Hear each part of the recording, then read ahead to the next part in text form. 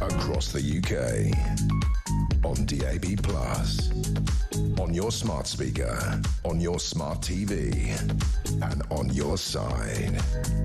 This is Talk.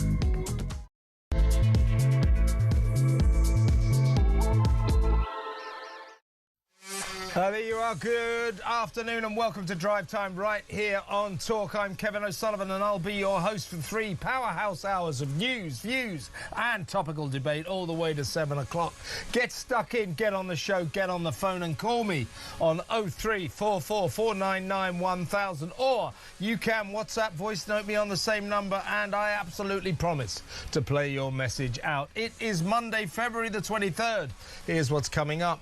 After Drive Time on Friday broke the story of the brave female cop defending the right of a Christian evangelist to preach there, is Whitechapel turning into an Islamic caliphate, a Muslim enclave in the heart of London where the locals respect Sharia law and labour under the delusion that it's a criminal offence to insult their religion?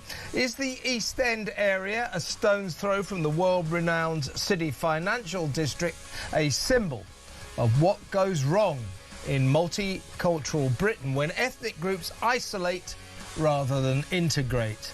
0344 499 1000. In other news, TV financial bore Martin Lewis and Foreign Secretary Yvette Cooper's Labourite husband Ed Balls mansplain the world to little lady Kemi Badenoch, two blokes interrupting the Tory leader on telly to talk among themselves in a deeply masculine way. Who the hell do they think they are?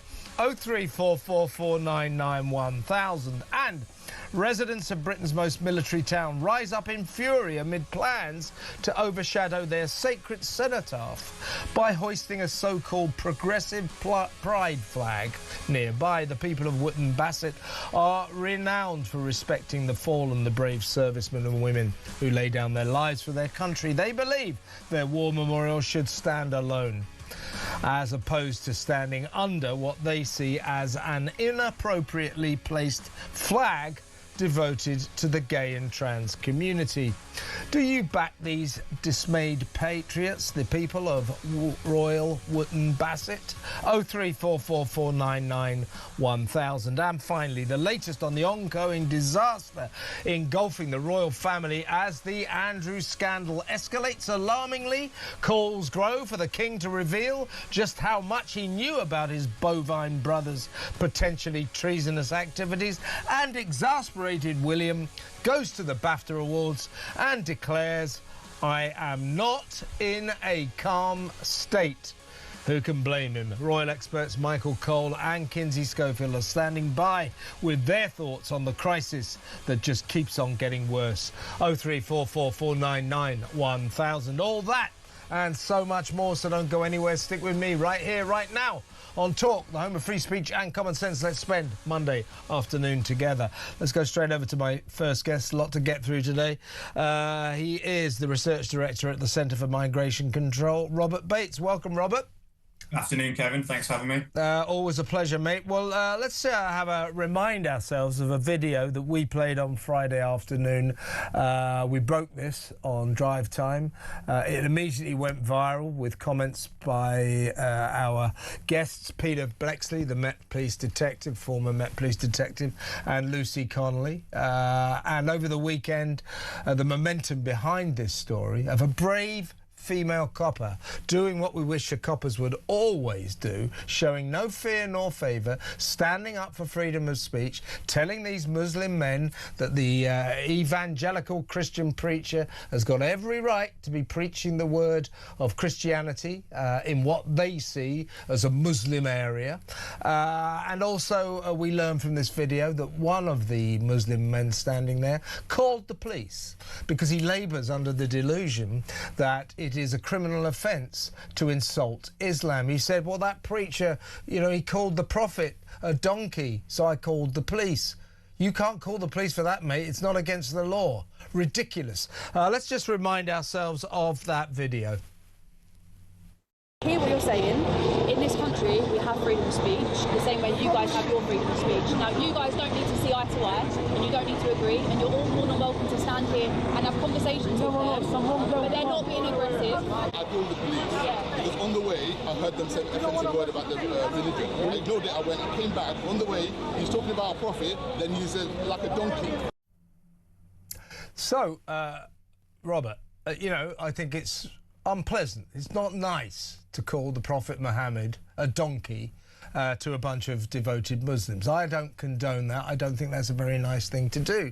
But what that guy needs to understand, and I think what a lot of these Muslim fundamentalists who live in the heart of our communities need to comprehend, is it is not against the law to call the Prophet Muhammad a donkey or to insult him in any way. It is not against the law to insult their religion. It's a nasty thing to do that, but it is not illegal. They labour under the delusion that we have blasphemy laws to protect their sacred religion. We do not, and they need to know that, don't they?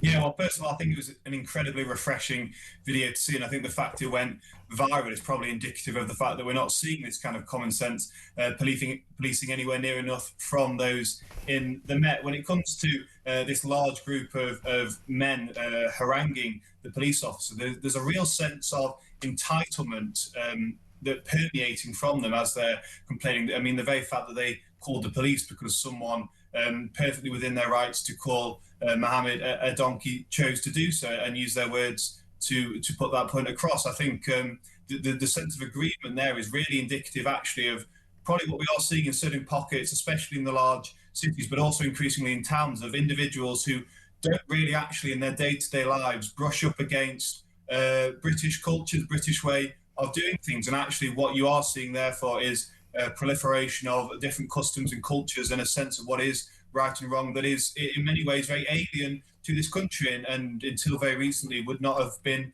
countenanced in any way, shape or form. I think if you add to the mass migration and the multicultural experiment, both of which have failed, although actually probably the multiculturalism experiment, this is the outcome that was inevitable to go down this route anyway. I think actually, unfortunately, what they have led to is a situation where mixed with the lack of assertiveness of our own cultural values in this country, individuals have started to take the mickey and to start chipping away actually at what it really is to be a member of British society. And unfortunately, I really don't see a way that we won't see more and more of these scenes over the years, as increasingly we see these what have been called ghettoized societies developing their own means and procedures of doing things and getting increasingly assertive as a result. Well said, Robert. I know what you're thinking. You're looking at me and thinking, what is that fantastic shirt that Kevin, the always sartorially elegant Kevin O'Sullivan, is wearing? I know you're thinking that. Well, it was designed by one of Britain's greatest veteran fashion designers, Jeff Banks. Jeff Banks is a good old-fashioned Londoner. He actually comes from South London. He comes from Catford, but he recalled in a sentimental video when he was a young lad, dressing up, suiting and booting, coming up to Whitechapel, because that was, in his heyday, the centre of London's jazz scene. So all the lads would come up to listen to the jazz music there. Well, he went back only a few days ago to reflect on how Whitechapel has changed, and frankly he was stunned. Have a look at this.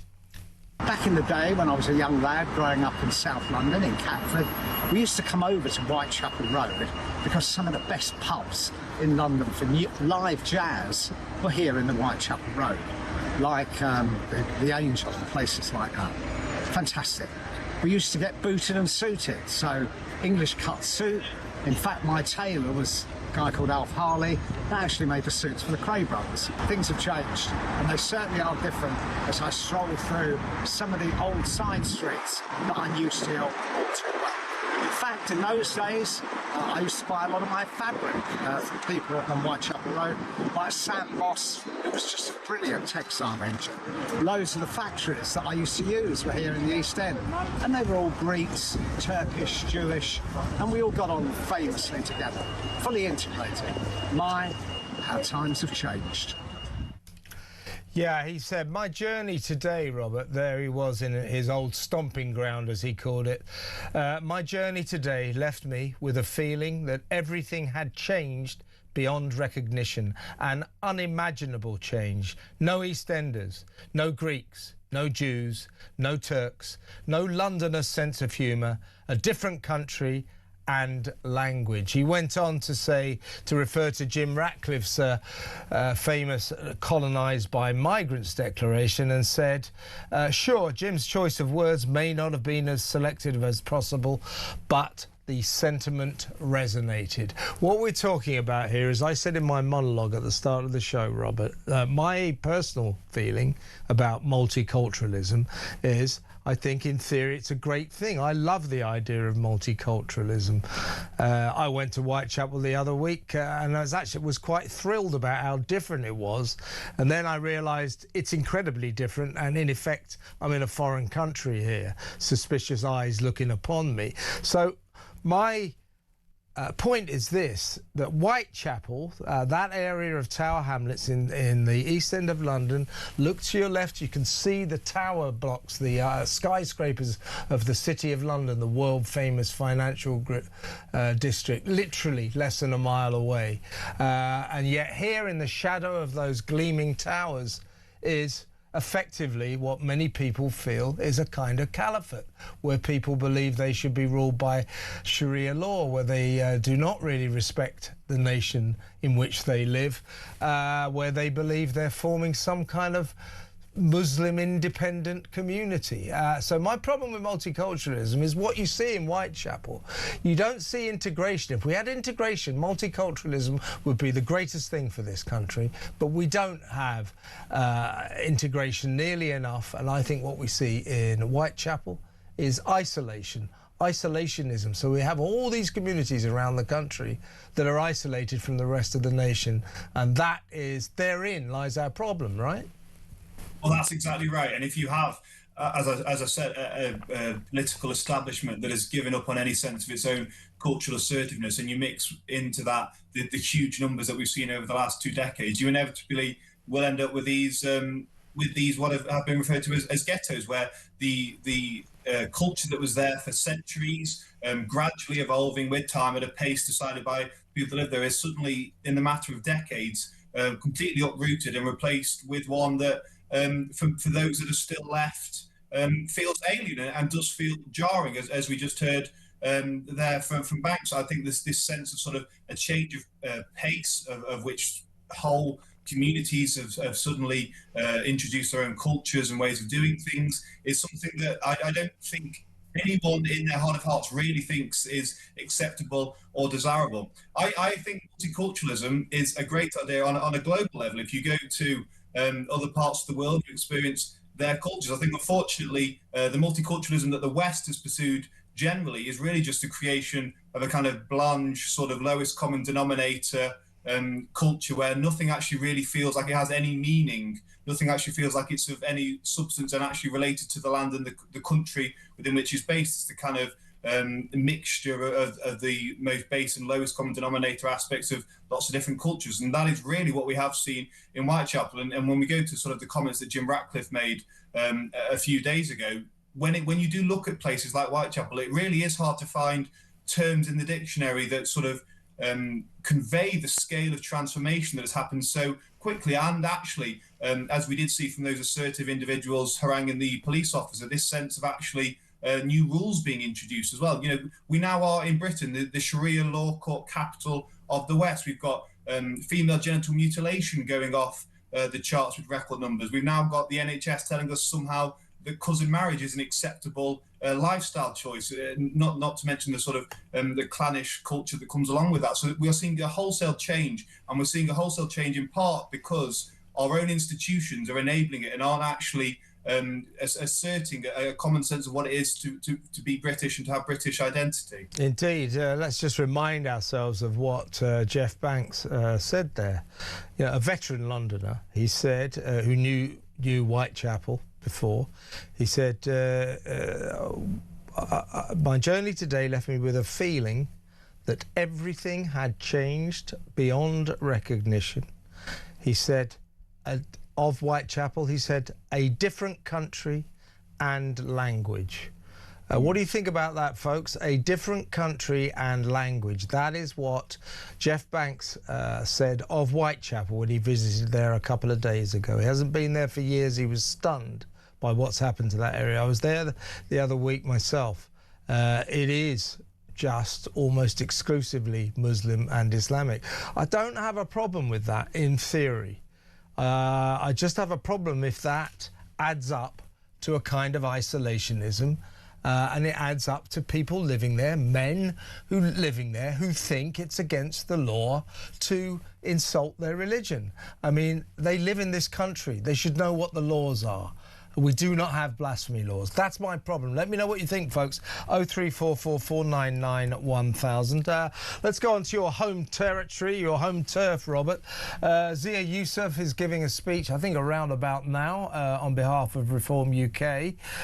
He's been down to Dover. He's saying that Reform UK will form the British equivalent of ICE, you know, the immigration squads in America, and that Reform will deport 300,000 illegal migrants every year. If you have no legal right to be here, you will be deported. Now, what interests me about this is, you know, of course, the great and the good is, oh, it's racist, it's xenophobic, it's foreign hating. Well, the two things to say about this is, one, a lot of British people, this will resonate with a lot of British people. A lot of British people will support what Zia Youssef is saying about an ICE squad to round up illegal migrants and get rid of them. And secondly, I think it's definitely Reform UK running a little bit scared of Restore Britain, Rupert Lowe's party that he formed a couple of weeks ago, and he announced immediately there will be mass deportations under a Restore Britain government. So it's almost as if the tail is wagging the Restore dog or the Reform dog here, isn't it? Well, I think when you look at polling, and I think it's about 2/3 of the population are convinced not just that those just arriving on small boats should be deported, but that every single of the 1.2 million illegal migrants in this country should be deported. I think any government, any centre-right government that actually wants to get a majority does need to adopt this approach. I don't think the Conservatives have quite produced anything near actually what we've seen today and previously by those two parties. I think really actually this is something that for too long has just been seen as undoable and not even worth entertaining as a possibility. But the simple fact of the matter is that it is in the national interest to make sure that on a fiscal level, apart from anything else, that all illegal migrants are removed from this country. And if it's in the national interest, then it has to be possible to achieve it. This is really actually what's the point of formulating policy if you're not going to actually do what would better the country. And I think actually the plans to do this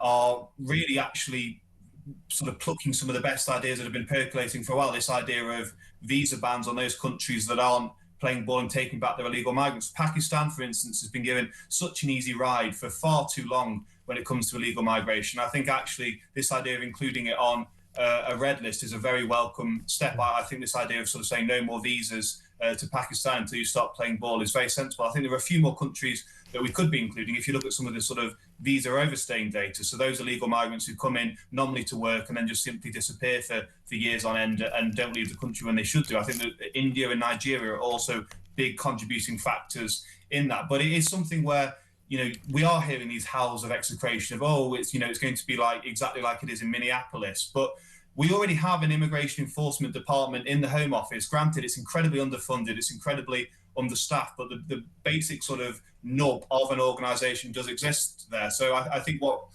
whichever centre-right government gets in would have to do when they assume office is to massively upscale that and just put all the weight of the state, all funding, all whatever is required behind it. Because I do think it is doable, especially if you start recognising that if you're deporting a lot of people will also remove themselves because they are scared about getting caught up in the web of detention.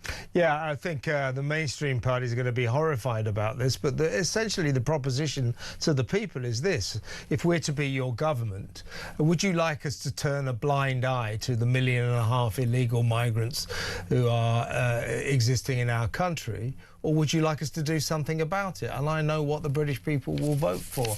They want something done about this. So the Tories and Labour better get that on board.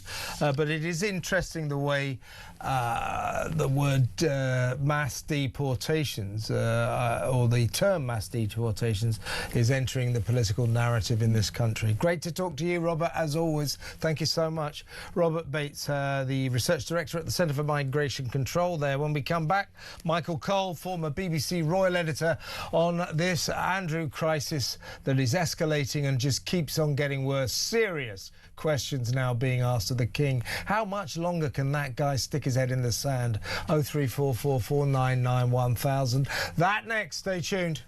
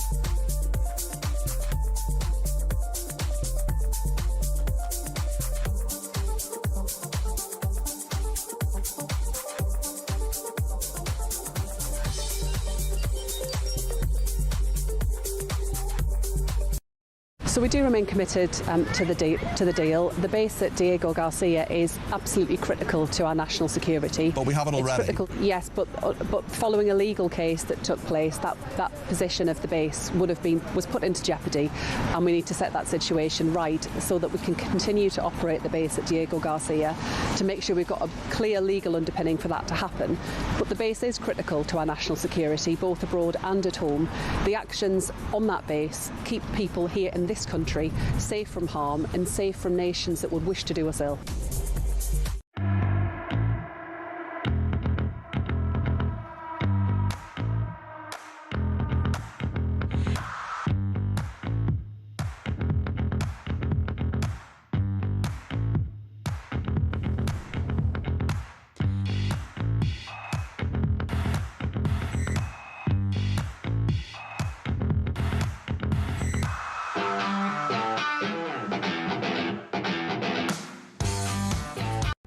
Across the UK, on DAB+, on your smart speaker, on your smart TV, and on your side. This is Talk. Here's a voice note from Jay, and this is on Jeff Banks, the fashion designer, and his visit to Whitechapel. Ain't it funny? Sir Jim Ratcliffe, now Jeff Banks, very successful business people are coming out making these comments, and these are people that have employed people and employ people on a grand scale and bring a lot of tax and revenue into the country, and they're saying it, they're echoing this. I'd like to see maybe someone like Jeff Banks maybe go potentially over to the Reform Party, or potentially over, somewhere like that, and maybe get a position within there from a business point of view, because someone like that is a success story. Yeah, I mean, that's a good point, Bud. As I was saying, I was in Whitechapel a couple of weeks ago, Saturday night, and actually I found it sort of quite exciting, but it was like, I'd come in from, the West End, of course, into the East End, and it was like being in a different country. I mean, I'm not saying that in a derogatory way. I quite enjoyed it, but man, it is different.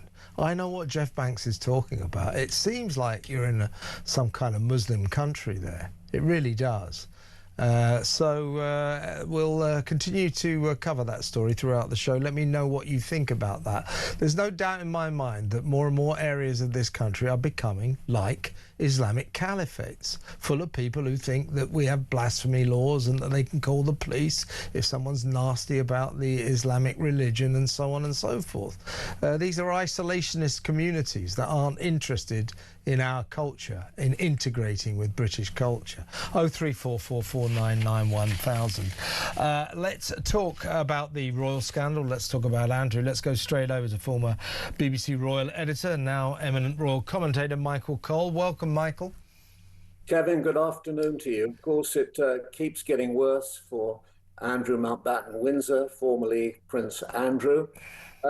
Today, allegations from two anonymous civil servants that he misused public money for his own personal pleasures and purposes while he was presumably in office for 10 years as a trade envoy for this country. So another bad look. Now, like you, Kevin, I pay my taxes. I'm a proud taxpayer. Don't compunction about it. One has to. I'm an angry taxpayer. I've just paid mine. It was rather too high, rather too big a bill, but I take your point.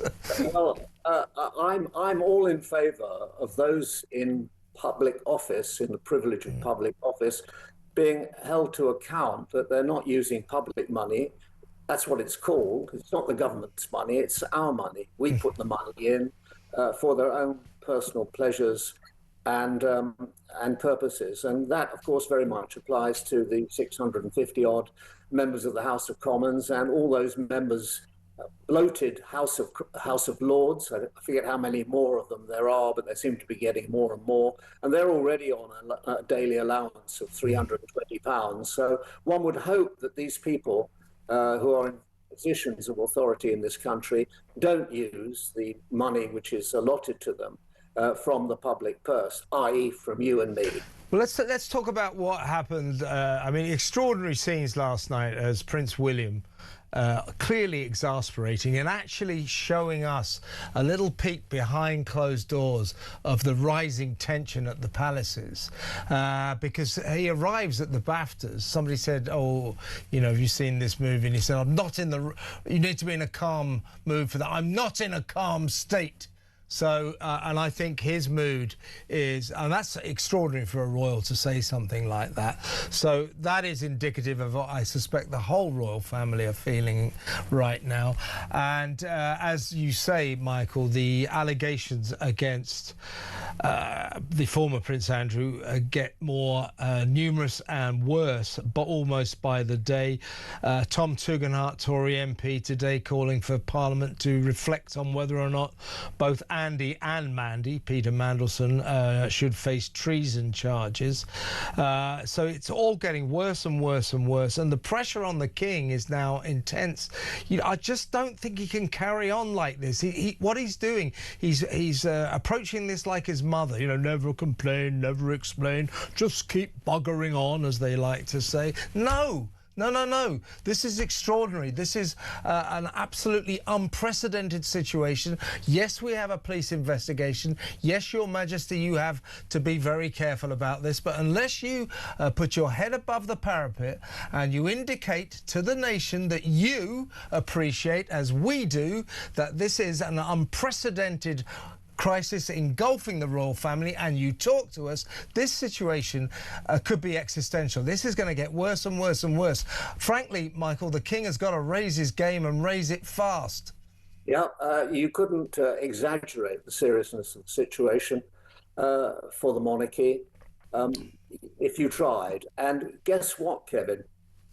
Treason was a capital offence in this country until, guess what year? 1998. As late as that, you could be hanged for high treason. In fact, the last treason trial, which resulted in hanging, was at 1946. William Joyce, Lord Haw. Oh yeah.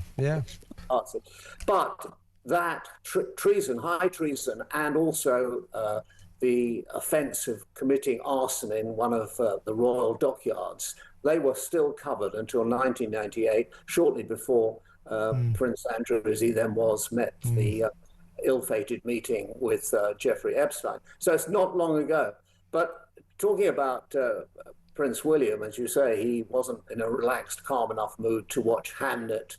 Apparently, the Princess of Wales did watch it and found herself in floods of tears. So perhaps there was catharsis there, a release from the tension by looking at what is a very inspired work of fiction. I haven't seen it. I'll tell you what, Michael, I've seen it, and it had me in tears as well. Tears of boredom. It is an incredibly overrated film, but that's a different issue. But to just cut to the chase, the King somehow or other has to release the pressure on this. And he has to understand that this is new territory. Just falling back on the way the royals have handled difficult situations in the past, it's not good enough.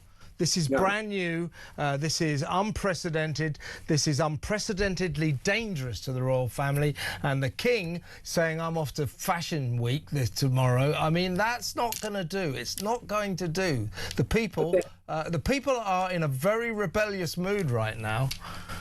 I think the King's statement after his younger brother was arrested was very well judged, and it was a personal statement, and it went down well. And I think it would be very, very difficult now for the King at this particular stage to come forward with another statement. Do you think it would, though, Michael? I mean, aren't we just pussyfooting around something fairly obvious? I could write a speech for him that would not affect the criminal investigation. I could do that. Loads of people could do it. There's a way of doing it, and I think he should reflect upon that and reflect upon it fast. Yeah, I think the important thing is not to prejudice in any way, shape or form any totally, absolutely future trial. And to say anything meaningful, it would have to reflect upon that. And I think people don't. I'm not sure that you're right there, Michael. I always agree with you mostly, but you don't. You don't have to refer to that to the criminal case against the King's brother. He doesn't have to do that. He could talk to us in more general terms. I think this situation demands that. Just as after the death of Diana, the Queen realised, a little bit too late, but she did realise, I've got to do something. And she went to the cameras and made a speech to the nation. And she was absolutely right in her wisdom then. The King needs to show the same wisdom, I think. Yeah, well, I think he will reflect upon that, and your advice is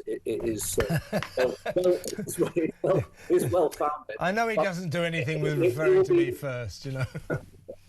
He will picking his way through what is an uncharted minefield here, and he will be very well aware that he doesn't want to do anything. I mean, he's done as much as he can, as soon as he can, with regard to removing the ranks, titles, even the title of Prince, which I would have thought was very, very difficult to do. He did in that. 10 minutes after telling us it was very difficult. Suddenly it wasn't very difficult. I just think we are in very new territory. It'll be fascinating to see what unfolds in the next couple of days. Michael, always a pleasure to talk to you. Thank you so much for your time. Michael Cole there, former Royal BBC editor. Now, when we come back, we're going to return to the story of what happened in Whitechapel when the Muslim men gathered and objected to the presence of a Christian preacher, calling the police because they thought somehow or another it was against the law. It's not. We're going to talk to a leader of the Muslim community in Birmingham to see what he thinks about all of this. Another very Muslim area, very Islamic area, Birmingham. Same deal for East London, Whitechapel, Tower Hamlets around there. We'll talk to Birmingham community leader Ahmed Yaqub next. Stay tuned.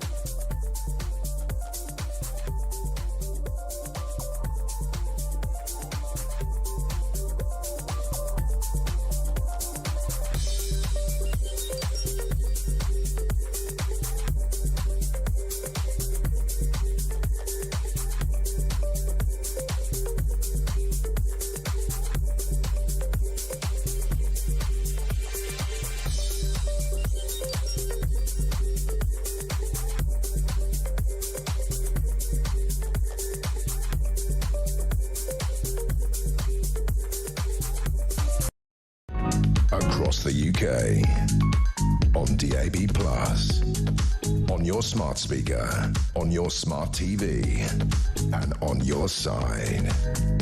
This is Talk. Let's go straight over to my next guest. We want to talk about what happened in Whitechapel last week. So welcome to the show, to the co-founder of the Independent Candidates Alliance and lawyer, Ahmed Yaqub. Welcome, Ahmed. Thank you, Kevin. Ramadan Mubarak. Always a pleasure to have you on the show.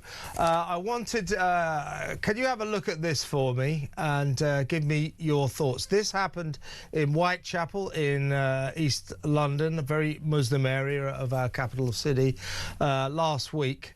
Have a look at it. Let's see what you think about it. I hear what you're saying. In this country, we have freedom of speech, the same way you guys have your freedom of speech. Now, you guys don't need to see eye to eye, and you don't need to agree, and you're all more than welcome to stand here and have conversations with them, but they're not being aggressive. I called the police. Yeah. Because on the way, I heard them say offensive word about the religion. I ignored it, I went, I came back. On the way, he's talking about a prophet, then he said, like a donkey. Let me ask you this, Ahmed. I think that our friend there, he's under the misimpression that it's against the law to insult the Islamic religion, to insult the Muslim religion. He said he heard this Christian preacher just off camera there saying that the Prophet Muhammad was a donkey. Now, if he insulted the Islamic religion and if he did call the Prophet Muhammad a donkey, I think that's a horrible thing to do, reprehensible, and I would not condone it at all. However, our friend who called the police for that seems to be labouring under the delusion that insulting Islam is against the law. You're a lawyer. It isn't, is it? Well, it is a protected characteristic. Religion is a protected characteristic. I think that's why he was trying to implement there. Although it may not be against the law, but it is highly offensive to Muslims. But why would you call the police just because you're highly offended? You don't have the right to do that. I can't talk for that individual because I wasn't. But he made a mistake legally, didn't he? Well, we don't. He did. You're a lawyer, Ahmed. You know that. Let me talk. Yeah. Okay. Go on. Yeah. So we don't know why he called the police. We have to contextualize the whole scenario. We can't just go off based off one clip that we see, which is about 5-10 second clip. We don't know. He may have been threatened. That's why the police were called. We don't know. We don't know whether the police were specifically called for that. Well, he said I heard him say that the prophet was a donkey. I don't like this conversation, by the way. I don't want to associate myself with that at all. And that's why he called the police. Well, so look, you're from. He didn't say that. He said that somebody was referring to properly as what. I don't want to. Is it? What do you think? What do you think? Been there, so we don't know if the police were called for that. So we can't start making opinions or forming opinions. We don't know the full context of the video, do we, or what happened before? But if he's offended, he's got no right to call the police. I mean, you can't call the police if you're offended, but if you're threatened by someone, then that's, of course, you're a victim. He's a Christian preacher. I don't think he was threatening. Do you think Christian preachers should go into areas like Whitechapel? I think you're from a similar area in Birmingham, a very Muslim area. Nothing wrong with that, let me stress. But do you think that Christian preachers deliberately going into a very Muslim area, evangelically preaching the Christian word, obviously, I would suggest deliberately, provocatively, do you think that should be banned, or do you think that Christian preachers should be encouraged? Look, Christian preachers doing evangelical prayers, no issue at all. Who is riding on their backs? We had a procession here the other day where it was on the pretense of Christianity, but Nick Bisconi was leading the procession, and he was saying it was a religious sort of procession. But UKIP are it was a UKIP march, wasn't it? Yeah, I know what you're saying. Exactly. So it depends. I mean, if the Christian preachers are just there doing their thing, no issues. If they're with Nigel Farage and Tommy Robinson and Nick Bisconi and all them lot, of course we're going to have an issue, because they're now using Christianity for their own political agenda. Yeah, I've got some. I know where you're coming from there, Ahmed. I've got some sympathy with that viewpoint. There's no doubt. I mean, there was a march the other week planned to go right through Whitechapel. It was the UKIP Christian mob, and clearly they're being deliberately provocative. I think they should have the right to stage that march, but it is provocative. Let's not kid ourselves. Let me just ask you generally: do we have a problem? You're from a very Muslim area in Birmingham. We're talking about a very Muslim area in East London, Whitechapel, Tower Hamlets. Does this country, in your view, have a problem with Muslim communities becoming kind of isolationist, becoming their own countries within the bigger country of Britain? Do you think we have a problem of a lack of integration here? Look, I think it's some people and some people who are trying to run their narrative on the general public. I have no issue, or there is no issue in Birmingham. People of any faiths can come into any area, and we respect. Well, you weren't too keen on the Jewish people coming to the Aston Villa game, Maccabi Tel Aviv fans. You said people of any religion. You didn't. No, they're Zionist, and see, so they're not. You don't want them in the area. Let me talk. It's mandatory to serve in the IDF.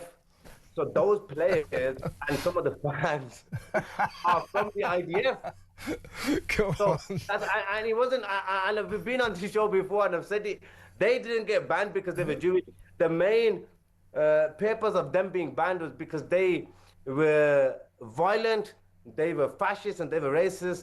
And look what they did in Amsterdam before they came to Birmingham. But you also didn't want them in there because you say they're Zionists. Yeah, the Zionists. Do you think it's a real crime for a Jewish person to be a Zionist?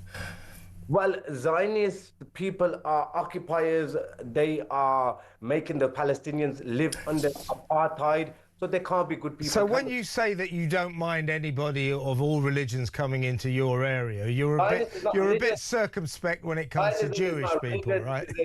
Is a cult. It's a fascist ideology, Zionism is. Yeah, but is Zionism a religion, Kevin? Tell me. Well, Zionism isn't a religion. There you go. Judaism is. Judaism is, and we love our Jewish brothers and sisters. They believe in the Prophet Abraham like we do, the Prophet Moses like we do. We love our Jewish brothers and sisters. It's a Zionist. Why don't you think Jewish people have a right to their own land? When did I say that? Well, that's Zionism. You said Zionism. You said Zionism is a kind of racism. Zionism is the right of Jewish people to have their own land, or the belief that Jewish people have the right to their own land. Yeah. What I say is the Orthodox Jews, the way they were living together with the Muslims pre the Balfour Declaration, before the British got involved, before World War II, well, after World War II, when the whole of Europe didn't accept the Jews, they came to Palestine, and the Palestinians, welcomed them with open arms, because we're hospitable people. We are, as Muslims, we looked after them. Okay, but to go back to the Maccabi Tel Aviv fans, whether or not they're Zionists, it's not got nothing to do with football, has it? So why was it that you wanted to ban them from Aston Villa? I don't want to see a Zionist walking around in my city. No, I don't like it. They've got a fascist ideology. They are occupiers. They make people live under apartheid. Okay. And of course, I don't want Zionist people in my city. Would you like Zionists, Kevin? Come on. Would I like Zionists in my city? By all means, any day of the week. Absolutely. That's your choice. A lot of us are Zionists. Are you a Zionist? I believe that the Jewish people have a right to their own land, yeah. Are you a Zionist, Kevin? Well, I just told you I believe Jewish people have a right to their own land. So if that makes me a Zionist, I guess so. It's quite funny the way people like you, Ahmed, I like you, Ahmed, as you know. But you think that to call me a Zionist is to level against me like the worst possible insult. I don't see it as an insult. I see it as... I didn't say it was an insult to you. It's just that I don't get along with Zionists, and I don't like Zionists, and I think it's a fascist ideology. Okay. So, in your view, then, if you don't like someone else's outlook, their political outlook, in this case Zionist. Thank you. Then you think that gives you the right to ban them from coming into your area? My area, are you saying where all right, into the area around Aston Villa. You think that because you don't like what those football fans, those Jewish football fans believe, you have the right to ban them. You think that that's okay, do you? Let me speak now. I speak for the thousands and the hundreds of thousands of people that are residing in Birmingham. I'm not just speaking on my behalf, and they don't welcome the Zionist ideology. They don't welcome it because the barbaric Israeli regime, because of what they're doing to the Palestinians. Because as I said, okay, I'm gonna have to go in a second, Ahmed. It's always a pleasure to talk to you. But just for the record, as a citizen of this country, let me get this straight. You stand by that Christian preacher's right to preach the Christian message in a Muslim area like Whitechapel. You stand by, as long as there's no political people there like UKIP, like Reform, like now you have Restore Britain, you have Tommy Robinson. As long as people like that are not using the Christian preachers for their political agendas, I'm against that. Okay, but if they're not, as long as they're not being political, you're fine by that. I just want to make that. I'm perfectly fine by that. I tell you what, Ahmed. We completely agree with each other on that one. So, listen, I've got to move on, but it's always good to have you on the show. I mean that. Thank you so much, Ahmed Yaqub, co-founder of the Independent Candidates Alliance organisation in Birmingham. That's the organisation that's going to put up 60 Muslims to stand as local councillors in the second city of Birmingham, a very Muslim city already. A lot of people say this is an Islamic takeover. What did you think about what Ahmed Yaqub was saying to me then, that Zionists, Jews, should be banned from Aston Villa? Absolutely. Anybody who believes in Zionists have to be banned because he doesn't like what they think. He also said that that Christian preacher had every legal right to go to Whitechapel and to preach his Christian message, which somebody should explain to that Muslim bloke at the end of the line, saying, I called the police, because he called the Prophet Muhammad a donkey, insulted our religion. That is not a reason to call the police. Some people saying that he should be prosecuted for wasting police time, because that is not against the law. Your thoughts? 03444991000. When we come back, we're going to talk about Wootton Bassett, arguably the most military town in Britain, where their cenotaph, their war memorial, is threatened to be overshadowed by the hoisting of a big pride and trans flag. A lot of local patriots saying that is very inappropriate. We'll talk about that next. Stay tuned.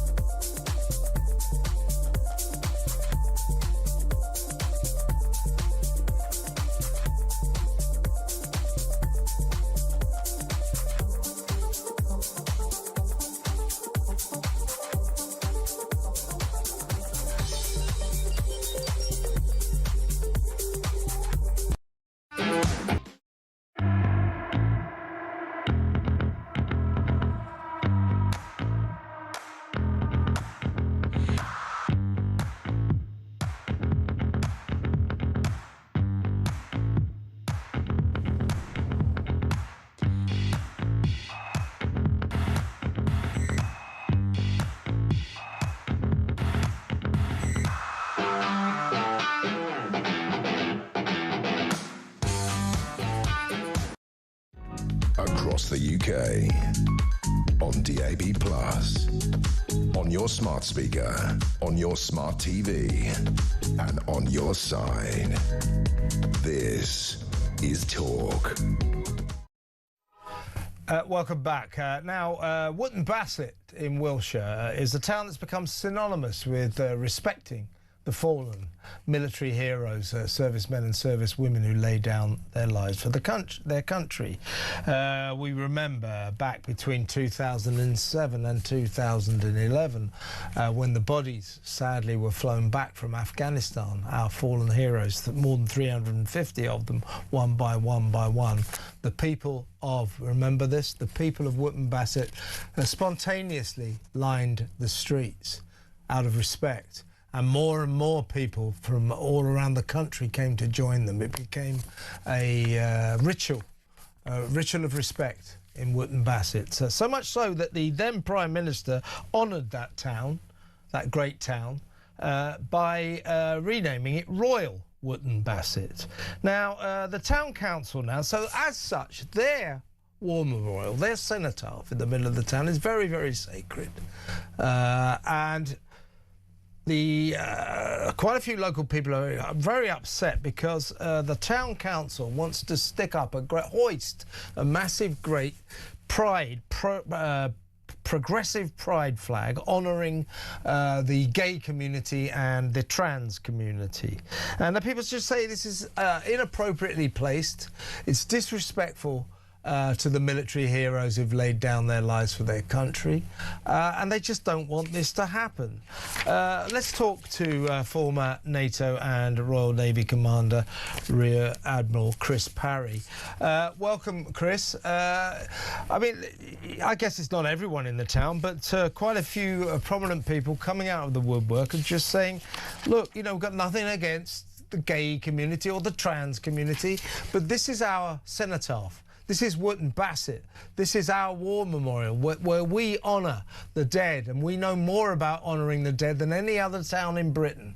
And they're going to fly a great big pride flag over it. We do not want that flag, inappropriately placed flag, overshadowing our war memorial. You can see their point, can't you?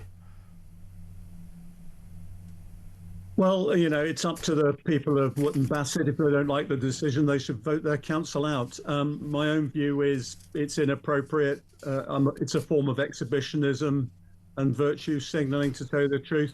My experience of those who've died in battle, it's all been pretty inclusive. Death doesn't actually discriminate against anybody. So I think if you're going to be inclusive and you're going to be in the business of equality, you should leave the cenotaph, the memorial, as it is, without these distractions around it, to tell you the truth.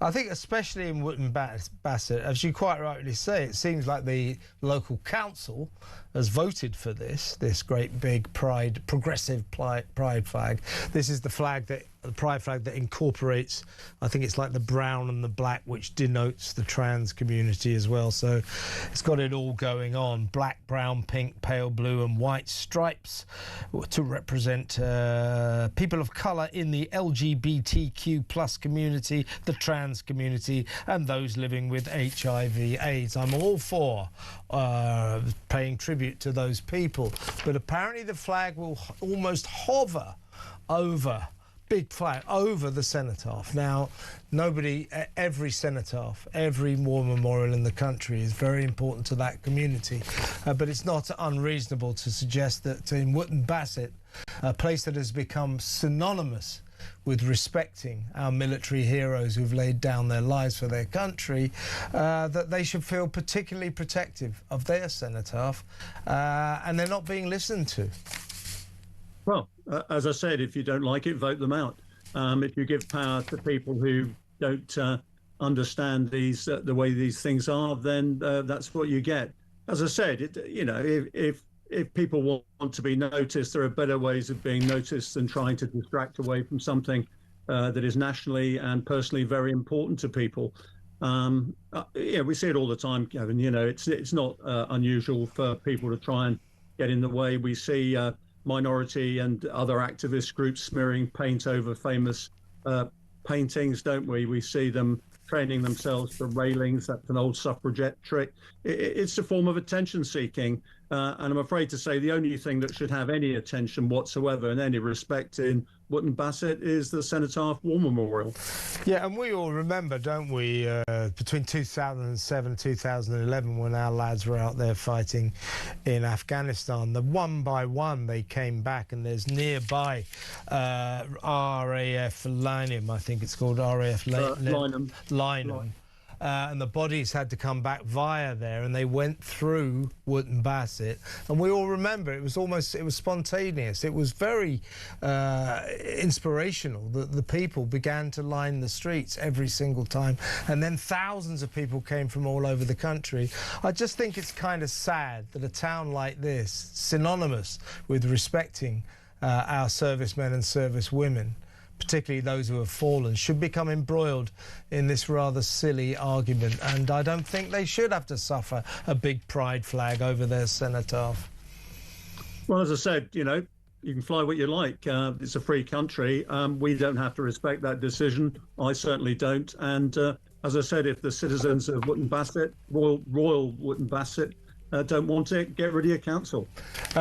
Chris, wise words. Thank you very much. Good to talk to you. Chris Parry there, former NATO and Royal Navy Commander, Vice Rear Admiral, as I remember. Now, next up, after the 6 o'clock news, it's the 5 o'clock news, isn't it? We're going to go over to Philip Kisley to run through some of the biggest stories of the day, particularly that Muslim lady cop story. So that next, stay tuned.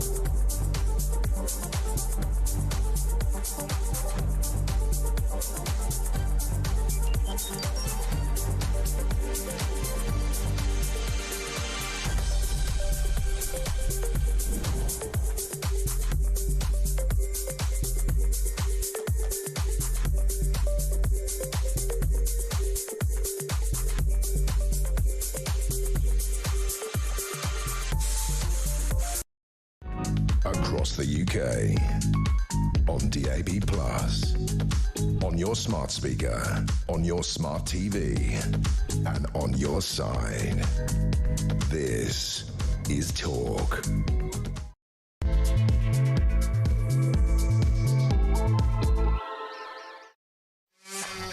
Big breaking news, folks. Peter Mandelson, Lord Mandelson, as he's still ludicrously allowed to call himself, has been seen being led away from one of his homes by the police. We cannot at this point say that he has been officially arrested.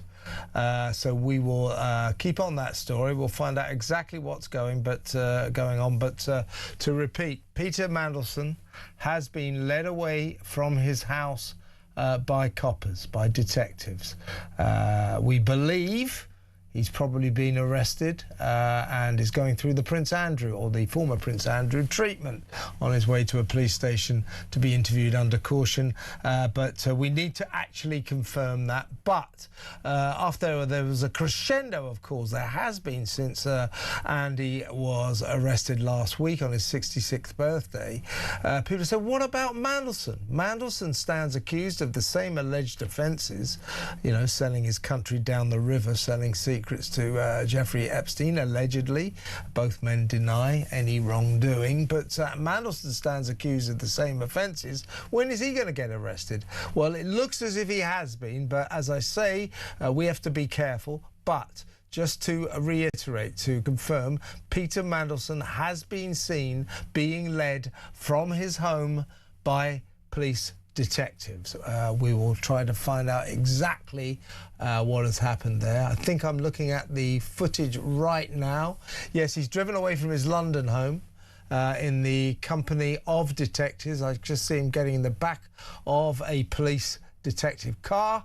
That is his home in Regent's Park, in London's Regent's Park. His extremely expensive home in London's Regent's Park, one of the most exclusive addresses you can possibly get in London. I drove past there the other day myself on Saturday, and a load of photographers outside the house expecting something to happen. Looks as if it has happened. We will keep you posted on that and find out there. I'm watching the TV now. He is being led from his house by 4 detectives. He's wearing a sort of anorak jacket, a grey sweater, looking casual but tense. We will keep you posted on that developing story. That is massive, folks. That is massive. Now, let's go over to my first guest for this second hour of Drive Time today. He is Senior Fellow at the New Culture Forum, Philip Kisley. Welcome, Philip. Hi, Kev. It's all happening, isn't it? It is. Your thoughts? As I say, it looks as if Mandelson may well have been arrested. He's certainly being led away from his home by detectives, by Met Police detectives. That is his home in Regent's Park.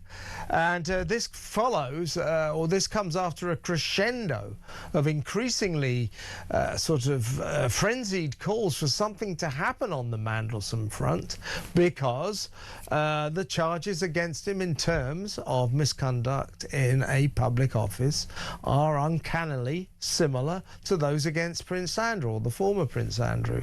So it looks as if it is happening. Your thoughts? Yeah, well, it couldn't come soon enough, really, for me. And I think, as you say, the calls for this to happen, rightly so, have become more strident. This is assuming that what we think has happened has happened. It might be something completely different, but I don't think so. So I think the British public desperately wants to see justice. It wants to see the mechanisms of justice in place, and it wants to see these very elite, very rich, very privileged people who seem to have been doing some crazy things. It wants to see them actually put in their place. We want to feel as though what's applicable to us is applicable to them. That's the key thing. It's all about, ultimately, all about confidence in the system. And that has been rocked so much, we desperately want to see it bit. Yeah, I can confirm now, Philip, literally this broke about 3 seconds ago, that Lord Mandelson has indeed been arrested by the Met Police. Detectives seen escorting him to a white hatchback car, 3 of them, him getting into the back and being driven off, I assume, to a nearby police station where he will be interviewed under caution, just as Andrew Mountbatten Windsor was last Thursday, wasn't it? Yes. So this is happening now. It's developing just as we expected. Yeah, I mean, for me, the one of the images I think of the decade will be of that image of Andrew being driven away and kind of absolutely in shock, traumatized by what's happened to him. You know, I feel as though Mandelson needs to go through that same process. Almost in a way, it's a kind of public shaming. If it wasn't anybody so elite, I wouldn't be saying that. But because it is him, because of the nature of the things he's done, then, or allegedly done, then I think he really does need this public scrutiny and as I say, this public shaming. It's extraordinary. Let's talk about the video du jour, which we broke on Friday night, the video of the excellent female cop putting these Muslims in their place, saying, look, there's a Christian preacher here, you're in Whitechapel, very Muslim area, you don't like it, but lump it, because he's got a right to preach the Christian word here. It's a free country. You might not like what he's saying, but put up with it. He might not like what you say, but this is an issue of free speech. She is a brilliant copper who handled that situation exactly right. The most alarming thing in that video, though, was, and we've all seen it 100 times, was that Muslim bloke standing there telling the copper, I called the police because I heard the preacher call the Prophet Muhammad a donkey. He insulted our religion. He's got no right. He should be done for wasting police time. That's not against the law, is it? No, it's not against the law, and it isn't a Muslim area either, even though demographically they are, you know, they have a kind of ascendancy. I think, is it 52%, Kev? I think it is Muslim. It's a 52% Muslim area in Whitechapel. And of course, with that, they think they have a kind of cultural dominance as well. And they feel as though the different laws apply to them. It's almost like a microclimate of culture there, isn't it? And it's the same in other places like Batley and Dewsbury and all of these things. So what we need to do as a society is really push back against that. And this copper was doing exactly the right thing. Yes, she was protecting this Christian preacher, and you could say that she was protecting and standing up for Christianity. But what she was really doing, and this is the important thing, was standing up for free speech. And it was a very simple message. What she said was, look, if you don't like it, this is a free country. If you don't like it, don't listen to it. You do not own this place. This is not a Muslim area. This is Britain. This is a free country. We can do and say what we want within the law. And we have a long, glorious tradition of attacking and sending up religion, Life of Brian, Last Temptation of Christ, and all of that kind of thing. It really should be that Islam is not the exception to that. We should be able to kind of critique and indeed attack and make fun of Islam. But of course, massive risks come with that. Yeah. Let's go back to this breaking news that Lord Mandelson, Peter Mandelson, has now been arrested. So Mandy and Andy have now both had their collars felt. So last week, a lot of questions saying, hang on, you know, since they searched Mandelson's house 2 weeks ago, how come they suddenly arrest Andrew but haven't arrested Mandelson? Well, they have now. So your thoughts on, you know, as I've always said, the way I see this saga is, this is the establishment, the British establishment on trial. Yeah. You know, these are only allegations. Both Andy and Mandy deny any wrongdoing. Mandelson's line on the fact that he's accused of selling secrets, British secrets, government secrets to Jeffrey Epstein is he did nothing criminal. He did nothing legally wrong. That's his line, and Prince Andrew's line, or Andrew Mountbatten Windsor's line, is that he's done nothing illegal at all in all respects. Good luck with that. So you've got this senior member of the royal family, the King's brother. You've got a man who has been at the top of Britain's political echelons for generations, since the 1980s. He has been Deputy Prime Minister, he's been Business Secretary, he has been International Trade Secretary, he has been, of course, our top diplomat, our ambassador in Washington, like that with Prime Ministers, with leaders of the land. He is well connected around the world. He is now under arrest being interviewed by coppers, just as last Thursday the King's brother was under arrest, locked in a little police cell, given a plastic cup of tea while he waited for detectives to talk to him. They talked to him for 11 hours. Mandelson will get talked at for a very long time now. There's a sense that this could be our Me Too moment in the way the establishment, the British establishment, has always operated. In other words, keeping its own secrets, keeping us in our place while they go about their business without us knowing all about what they're up to. So there's some sort of feeling, I think, that maybe, just maybe, the fate of these two men, Mandy and Andy, could bring about a sea change in the way this country operates. The establishment, I hope, is disintegrating before our very eyes.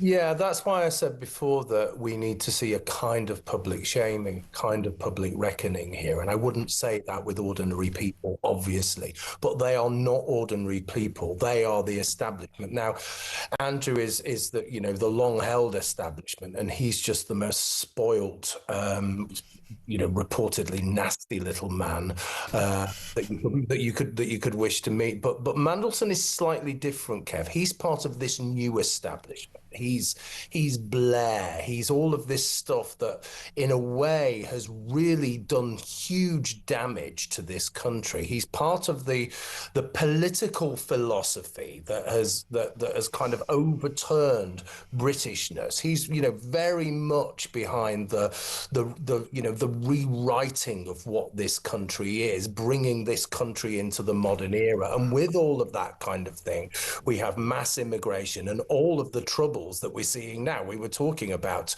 Whitechapel being 52% Muslim. You know, this comes from 1997, 98. These problems stem from here. But there's something, as I say, there's just something very, very important that we see justice done here, because it feels like it's very late in the coming. This is almost like, you know, the police have been dragged kicking and screaming into action here, because we, as you and I have had conversations where, as with Andrew and with Mandelson, we've both said, look, they need to be arrested. We need to get this thing moving. We need to get the process in place. It's very important. It's important for confidence. It's important for the people of this country to see that these people are subject to the same laws of the land as everybody else. Not getting very many comments from the people who put so much store by Mandelson over the years. You know, Tony Blair, Gordon Brown, they're not saying very much about their fallen idol hero, Peter Mandelson, are they? No, because I think it reflects on everybody else. As I said before, this isn't just about one person. I think this is a whole political philosophy that's on trial here. I think the last 30 years are on trial here. And he is this horrible little symbol of everything that I've been saying for God in a decade, saying, look at what you're doing to this place. This is wrong. This is not going to work. It's going to end in catastrophe. So this is so much more. In lots of ways, Andrew is incredibly important, and it's cringeworthy to see it because he's part of the royal family. This is something else, and for me, this is slightly more important because this is about the mechanisms of how this country has worked, and that's on trial for me.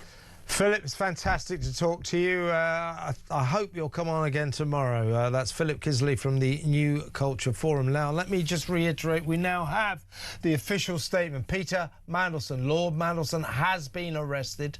Here is the statement. Breaking, Lord Mandelson has been led out of his London home by plain-clothed police officers this afternoon. A Metropolitan Police spokesperson said officers have arrested a 72-year-old man on suspicion of misconduct in public office. He was arrested at an address in Camden on Monday, the 23rd of February, that's today, and has been taken to a London police station for interview. This follows search warrants at 2 addresses in the Wilshire and Camden areas. Those are both his homes. The palatial home he owns in a very exclusive Regent's Park in London, and a house he rents for the weekends in Wilshire. So both those residences have been thoroughly searched. We've seen that before, but until now, much to our confusion, no sign of Mr. Mandelson, Lord Mandelson, being arrested. Well, he has been arrested now. Dramatic footage of him being led from his house, wearing a anorak, grey sweater, carrying a bottle of water, flanked by 3 detectives. He will by now be locked in a police interview room with maybe a plastic cup of tea if he's lucky, and he'll probably be there for about 10 hours. So we'll keep you posted on that, but just to reiterate, to say that again, Lord Mandelson, Peter Mandelson, has been arrested by the Metropolitan Police and will now be interviewed under caution at a London police station. So much still to come about that massive story. And when I come back after this break, I'll be joined by our in-house Westminster guru. He is our political commentator, Peter Cardwell. That next, stay tuned.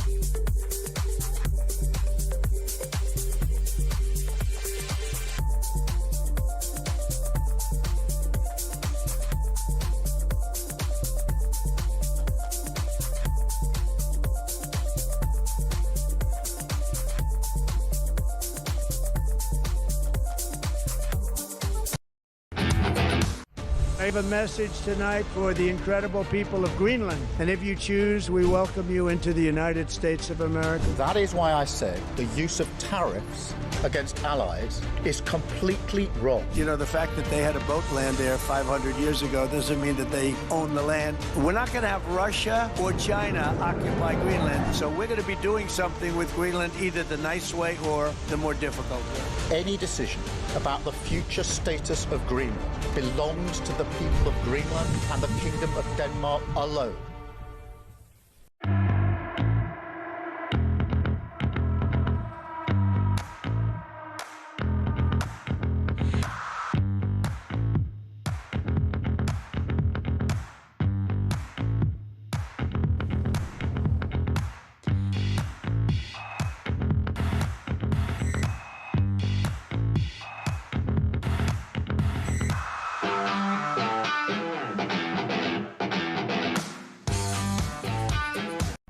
Across the UK, on DAB+, on your smart speaker, on your smart TV, and on your side. This is Talk. Welcome back. Massive breaking news. It came to us around about 5 o'clock when we learned that we saw footage of Peter Mandelson being led out of his London home in very exclusive Regent's Park by 3 coppers, 3 detectives. He's carrying a bottle of water. He's got an anorak on and a sort of sweatshirt, grey top on. Doesn't look at all happy, as you can imagine. They put him into the back seat of this white hatchback, drive him off, and they've now confirmed, the Metropolitan Police, that they've arrested a 72-year-old man on suspicion of misconduct in a public office, and he will now be probably being interviewed at a London police station under caution. With me in the studio, talkTV presenter and our resident Westminster expert, political commentator Peter Cardwell. Peter, I mean, again, this is like what we experienced last week with the former Prince Andrew. We knew that it was inevitable that at some point Andrew Mountbatten Windsor would be arrested, but when it actually happened on Thursday morning, it was a shocking spectacle to see. We knew also that Mandelson surely would get his collar felt before too long. His houses have already been searched a couple of weeks ago, and that has now happened. I'm looking at the footage, and once again, although we expected it, it is shocking to see a man of Mandelson's standing, a man who's been at the highest level of British politics for generations, being led away by coppers to be locked in a police cell and interviewed. He is under arrest. That is in itself shocking, isn't it? Sensational, but inevitable. I'm surprised it hadn't happened so far, but seeing him, 72-year-old, peer of the realm, former business secretary, de facto former deputy prime minister of this country, former ambassador to the United States. His CV on paper, despite all the allegations against him and the fact that he had to leave government twice under a huge cloud back in the 1990s and then 2000s, then you have him being sacked as ambassador to America. Now we have all these allegations, we have all the documentation related to those allegations, which Downing Street is being forced to put out. The first tranche of it will be early next month. You have the Metropolitan Police and indeed a number of police services putting together bits of information, putting together evidence, and it was, as I say, probably a matter of time. I said yesterday on this station I thought it would happen in the next week or two. Here it is, Peter Mandelson taken out of his home in London. He has 2 of them, one in Wiltshire, one in Camden in London. Both have been searched previously by various police forces, and here he is arrested. He will be brought, as we know, to a police station. The arrest will allow the police to seize more material, and he will be interviewed. And in fact, given that it's only happened at about 5 o'clock, I wouldn't be surprised if he spends a night in the cells. I don't think the interview is going to be finished in time for him to go home. Part of the choreography of arresting Andrew on Thursday so early in the morning was that he wouldn't have to spend a night in the cells. They arrested him at about 8 o'clock in the morning. With Mandelson at this time of night, wouldn't be surprised if he spends the night in the cells. These interviews, I've got experience of them actually. They last a minimum of 7 or 8 hours. Yes. Sometimes 10, 11. Andrew was in police custody for more than 11 hours, nearly 12 hours last Thursday. So you're absolutely right. At the very least, Mandelson's got a late night ahead, and he's got a very unpleasant experience. He'll be booked in to the cop shop like a common criminal and locked in a police interrogation room, a very ordinary grey little room, and then he will be grilled for hours on end by a couple of detectives. He will no doubt have legal representatives. What I'm not hearing in all of this, what I haven't heard much of, we hear Gordon Brown. I'm all for what he's doing, you know, stirring up the hornet's nest about all these flights from the Lolita Express, you know, Epstein's flight, 90 flights into Britain. How much was Andrew involved? What was going on? Were women being... I'm all for that. Well done, Gordon Brown. Quite why you're only raising that issue now, I don't quite know, but that's another point. What I'm not hearing, I mean, I'm hearing from Keir Starmer, oh, Peter Mandelson lied, he was lied to us. And I'm not hearing anything from either Tony Blair or Gordon Brown, who propelled this guy to the very highest offices of state under their auspices. We're not hearing anything from them, so this is going to end up, he denies, of course, any wrongdoing. This is going to end up, though, New Labour's judgment being on trial, isn't it? Totally, and Gordon Brown is trying to paint himself as a kind of white knight, someone who has done the right thing. But the question is, why didn't you do it before now? Certainly we know the Epstein files were not out there previously. Gordon Brown, I'm sure, would say that he was reacting to those. But Can we I know... just interrupt, Peter? Sorry to bother you, but we are now watching, if you're watching on YouTube, if you're watching on the TV, we have now got there dramatic footage of Peter Mandelson being led from his home in London's Regent's Park into a white hatchback by 3 detectives from the Met Police. So if you're watching, you can see that. My guess is you'll probably see it again in a second, and then you'll see it again, and then you'll see it again for the rest of the show. It's just a brief bit of footage, but very significant, iconic. We'll watch this forevermore, won't we? Like the picture of Andrew. Yes, in the car. It is an iconic moment. And actually, it was only today that the Chief Secretary to the Prime Minister, Darren Jones, told the House of Commons that officials have been going through documents related to Peter Mandelson. The Conservative forced them through an opposition day debate to put all this stuff in the public domain and to make sure that the Intelligence and Security Committee go through it, redact things that would be a problem for national security. But we will learn an awful lot more very, very soon in the public domain about Peter Mandelson. We know an awful lot about Andrew, and in fact it was Isabel Oakeshott, our colleague, Talks International editor, who was writing in the Mail on Sunday yesterday about even further revelations and who knew what when. That's the question. It's not just about Andrew, it's not just about Mandelson, it's also about King Charles. He was warned in 2019, Isabel's reporting showed. We know Gordon Brown, he says, you know, he knew these things, that he was talking about this 6 months ago and was trying to get a Cabinet Office inquiry into this. So the question is, who knew what when?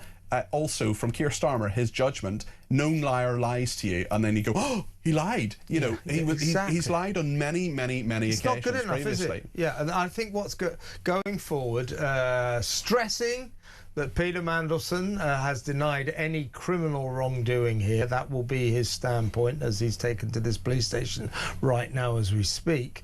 But stressing that, his predicament now, where the depths to which he has fallen, arrested, nicked by 3 Met Police detectives, that begs serious questions of the people who have sponsored him throughout his checkered career. Tony Blair, Gordon Brown, and now Keir Starmer. Yes. Going forward, New Labour and now Labour will be on trial about this. The judgment of Blair and Brown and Starmer is on the rack, and it doesn't look very good at the moment, does it? It doesn't at all, especially for the current Prime Minister, Keir Starmer, who said, well, he lied to me. Well, if you know someone has a track record of lying, and then you essentially choose his version of events over the version of events of the vetters in the intelligence services, well, what does that say about you? And Keir Starmer has tried to bat this away. It's outrageous, it's dreadful, I feel so wronged, I'm really annoyed about it. He said that to MPs, he said that publicly, he said I'm furious, all these kind of things. Well, actually, he's furious at being wrong-footed by this, and if you know someone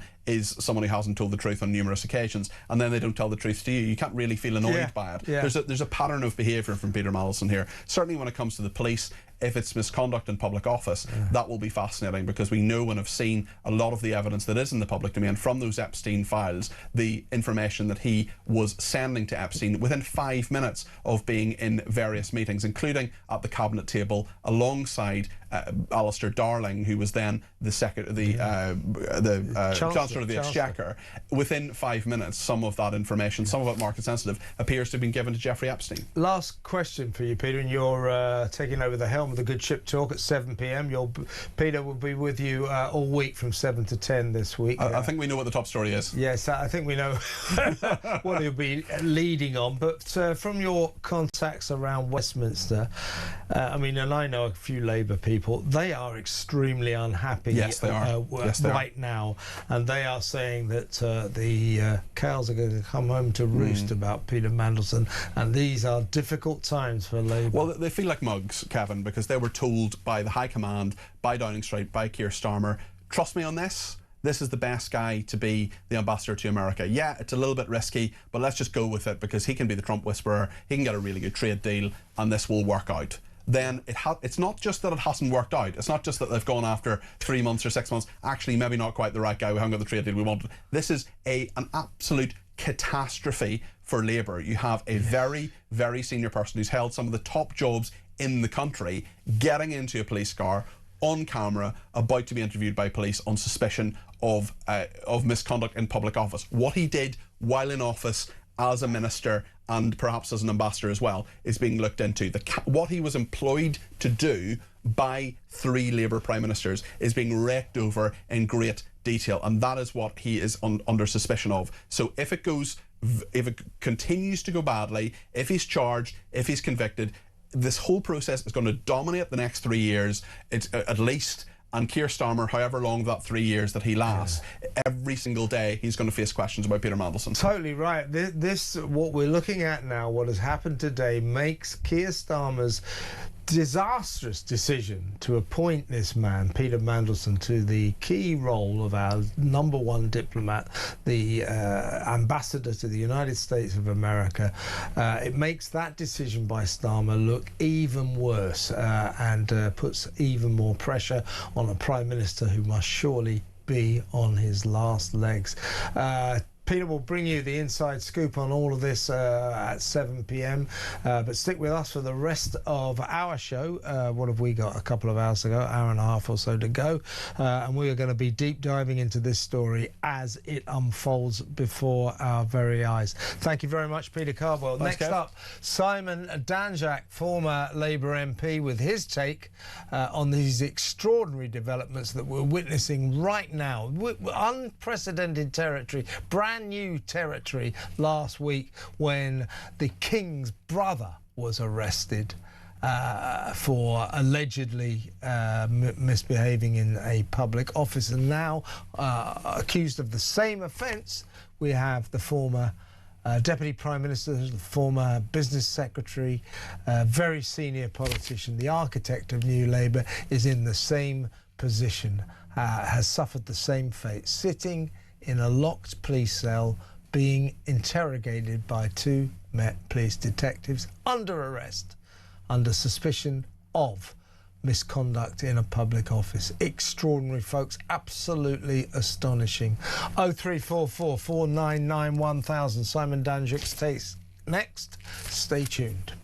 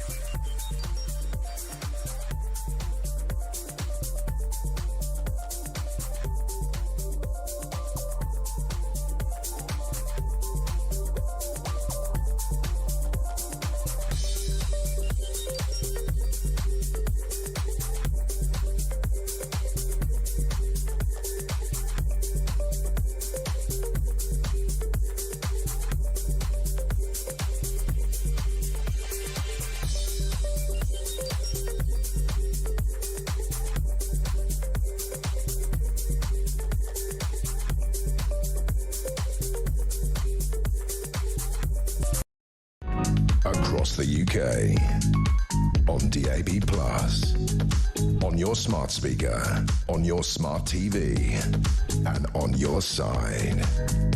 This is Talk.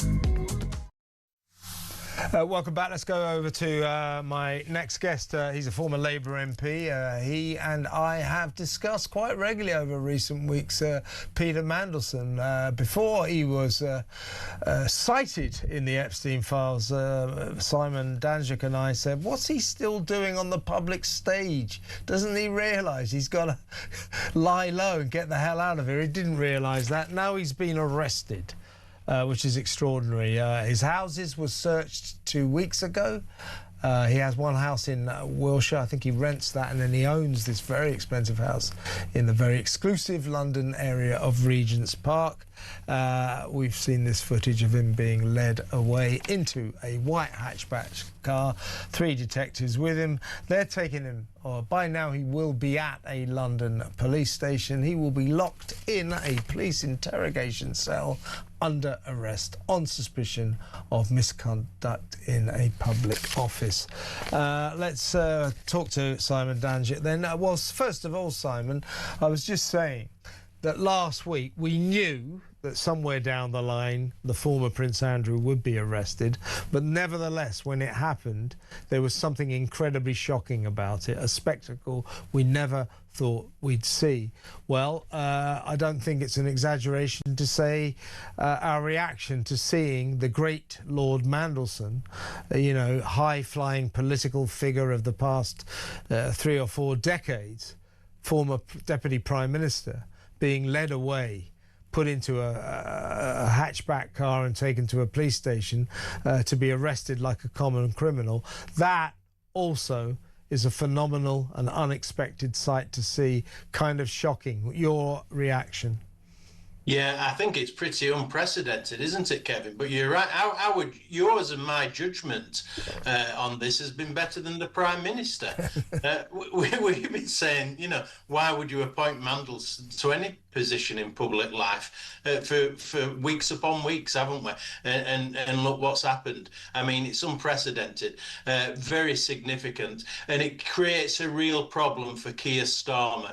We are 3 days away from the Gorton and Denton by-election. Keir Starmer was in that constituency, literally a couple of hours ago.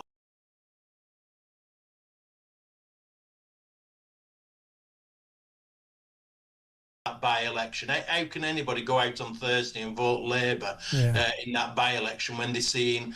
What about generally, Simon? Let's talk. I don't want to get focused too much on that by-election because we have to be careful due to election rules. But generally speaking, you've been around the Labour Party for a long, long time. You were around the Labour Party when they strangely, for generations, for decades, deified this guy Mandelson. He's the Prince of Darkness. He can be a bit evil, but he's terribly clever. He is the architect of our success, the new Labour genius who took us to 3 terms in government. He's brilliant. He's amazing. He's close friends with Tony Blair, close friends with Gordon Brown. He's the man. They were wrong, weren't they? Their judgment was rubbish about this guy, and events that are unfolding right now tend to prove that. A significantly flawed character. I mean, that's the impression one can't help but get. Significantly flawed. I've spoken to people cross-political party who tell me he was one of the most competent European Union commissioners that they ever met. Very intelligent, very smart operator, but obviously flawed, there's no doubt about that, and now he's facing significant charges here. Obviously he'll plead innocent, won't he? But it's a very significant charge. But Starmer does have a problem. Starmer circumvented the vetting system to appoint him to be US ambassador, so shortcut that vetting system. It's been widely reported that Mandelson played a significant part in the last reshuffle that Starmer had. It's even said, it's reported that Mandelson played a part with Morgan McSweeney, in helping choose which parliamentary candidates went where at the last general election. So his fingerprints are all over Starmer's government. There's no doubt about that. And that's a real problem for Starmer. It calls into question his judgment on this. Yeah, and I think we know who was pushing for Mandelson to be ambassador in Washington. That's a certain Mr. T. Blair, Sir Tony, as he likes to be known these days.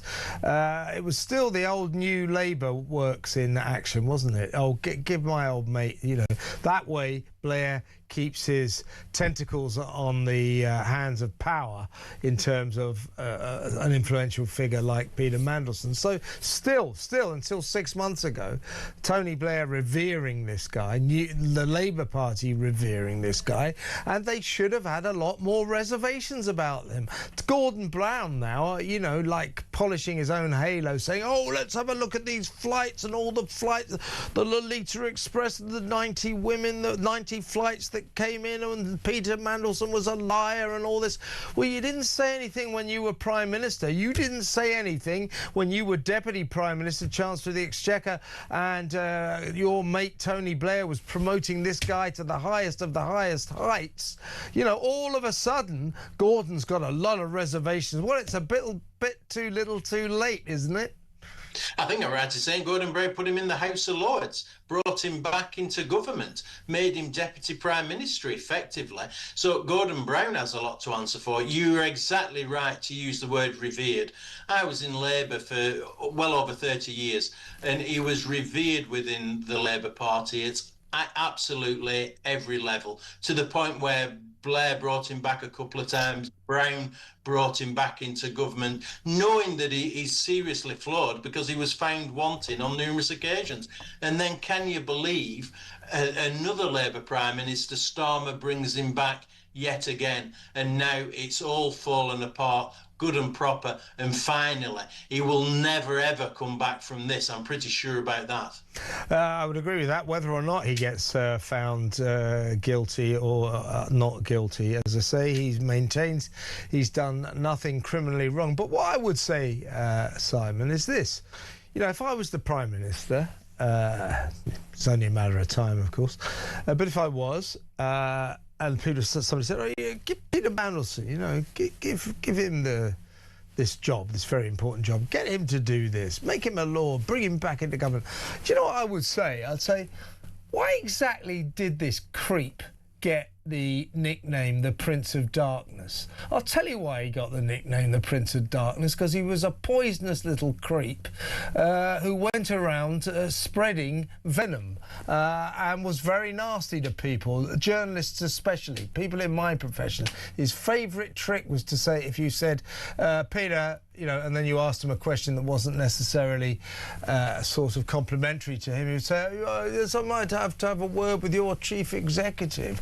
That was the sort of guy that he was, a poisonous little creep. And Tony Blair and Gordon Brown and other people high up in Labour apparently didn't notice that, or did they?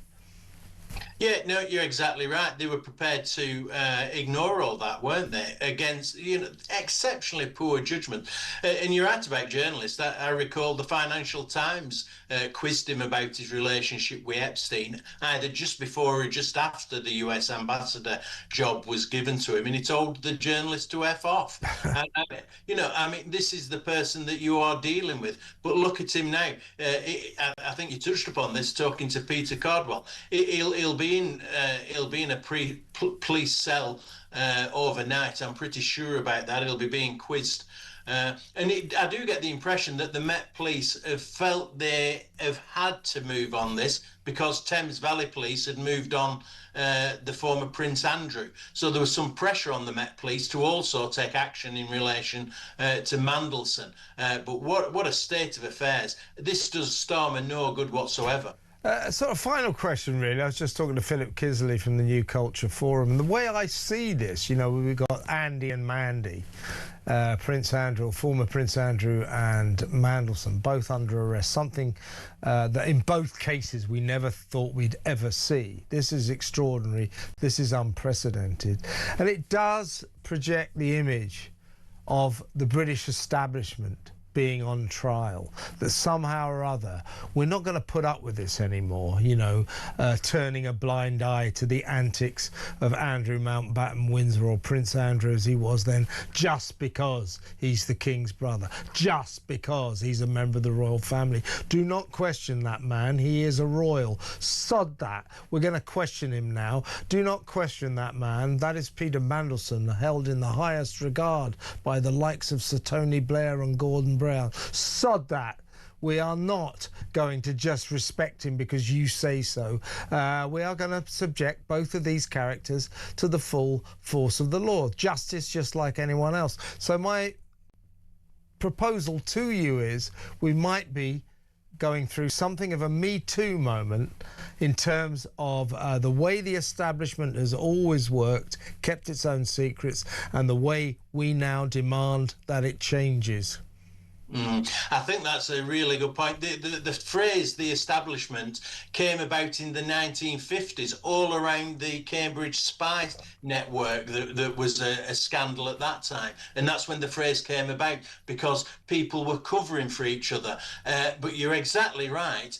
We won't buy into this anymore. And it's fair to point out, I think I'm right in saying, normally this sort of arrest would be made by appointment. So it would be arranged with the individual to come into a police station of their own, all organised and arranged. Yeah,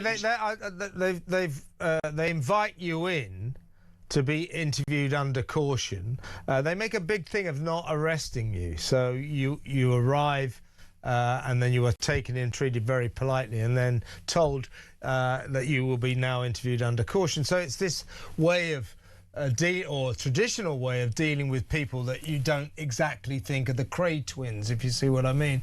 But such courtesy, no such courtesy, has been extended to either Andrew Mountbatten Windsor or Lord Mandelson. Interesting that the cops have decided to make a thing of doing the equivalent of the perp walk for them. Yeah, absolutely, and that's the point we're making, isn't it? Times have changed. The public won't buy it. These people who've allegedly committed significant crimes have to be treated just like anybody else, and the police get that, don't they? And that's why this is happening in the way that it is. And I think you're right. I mean, if any positive comes from this, it is that these barriers and these protections are breaking down literally by the day, and I'm pleased to see that, I have to say. Yeah, I would say, again, both men deny any wrongdoing, but I don't think it's beyond the realms of reasonable speculation to speculate that both of them felt that they were probably above the law because of their positions. And I guess they're finding out right now that they're seriously not, and that can only be a good thing. Really good to talk to you, Simon, as always. Thank you so much. Simon Danjic, former Labour MP there. What do you think about Peter Mandelson being arrested? Same treatment as Andrew Mountbatten Windsor last Thursday. Coppers turning up at his house unexpectedly, sticking him under arrest, sticking him in a car, driving him to a cop shop where he'd be locked in an interrogation room and given a cup of tea and interrogated probably for about 8 or 9 hours, maybe longer. What do you think about that? 0344 499 1000. When we come back, we'll return to exactly the same subject and talk to the Deputy Political Editor at The Spectator, James Heal. Stick around.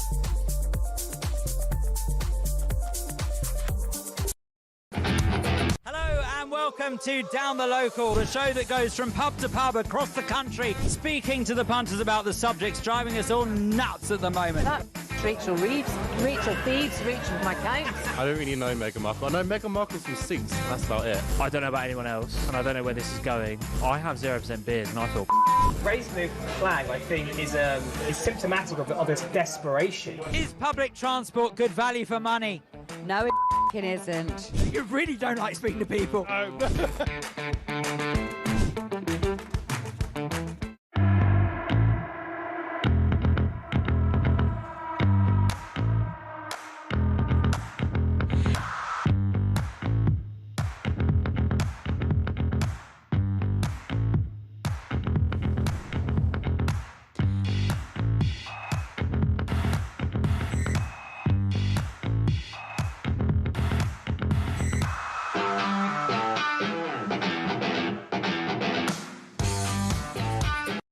across the UK, on DAB+, on your smart speaker, on your smart TV, and on your side.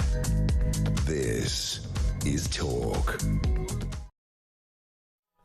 Welcome back. We're going to go over to the Deputy Political Editor at The Spectator, James Hill, in just a second. But first, Simon Danjic, my last guest, referred to the Gorton and Denton by-election, which of course happens on Thursday. And electoral rules require that I assail you with every single candidate. So here we go.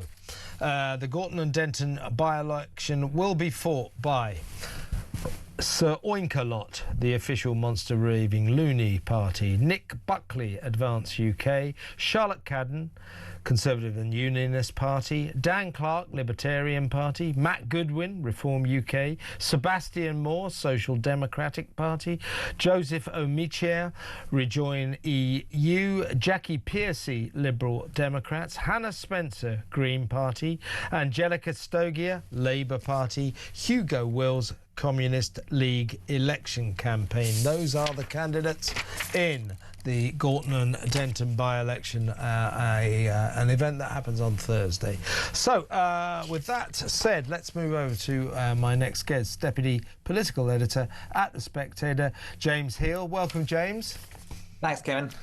First of all, your thoughts on what we've just seen over the past hour or so, that dramatic footage of Lord Mandelson being arrested at his London home, led away by plainclothes detectives, put into the back of a hatchback and driven off to a nearby police station to be interrogated, probably for 8 or 9 hours if he's lucky. It might be longer.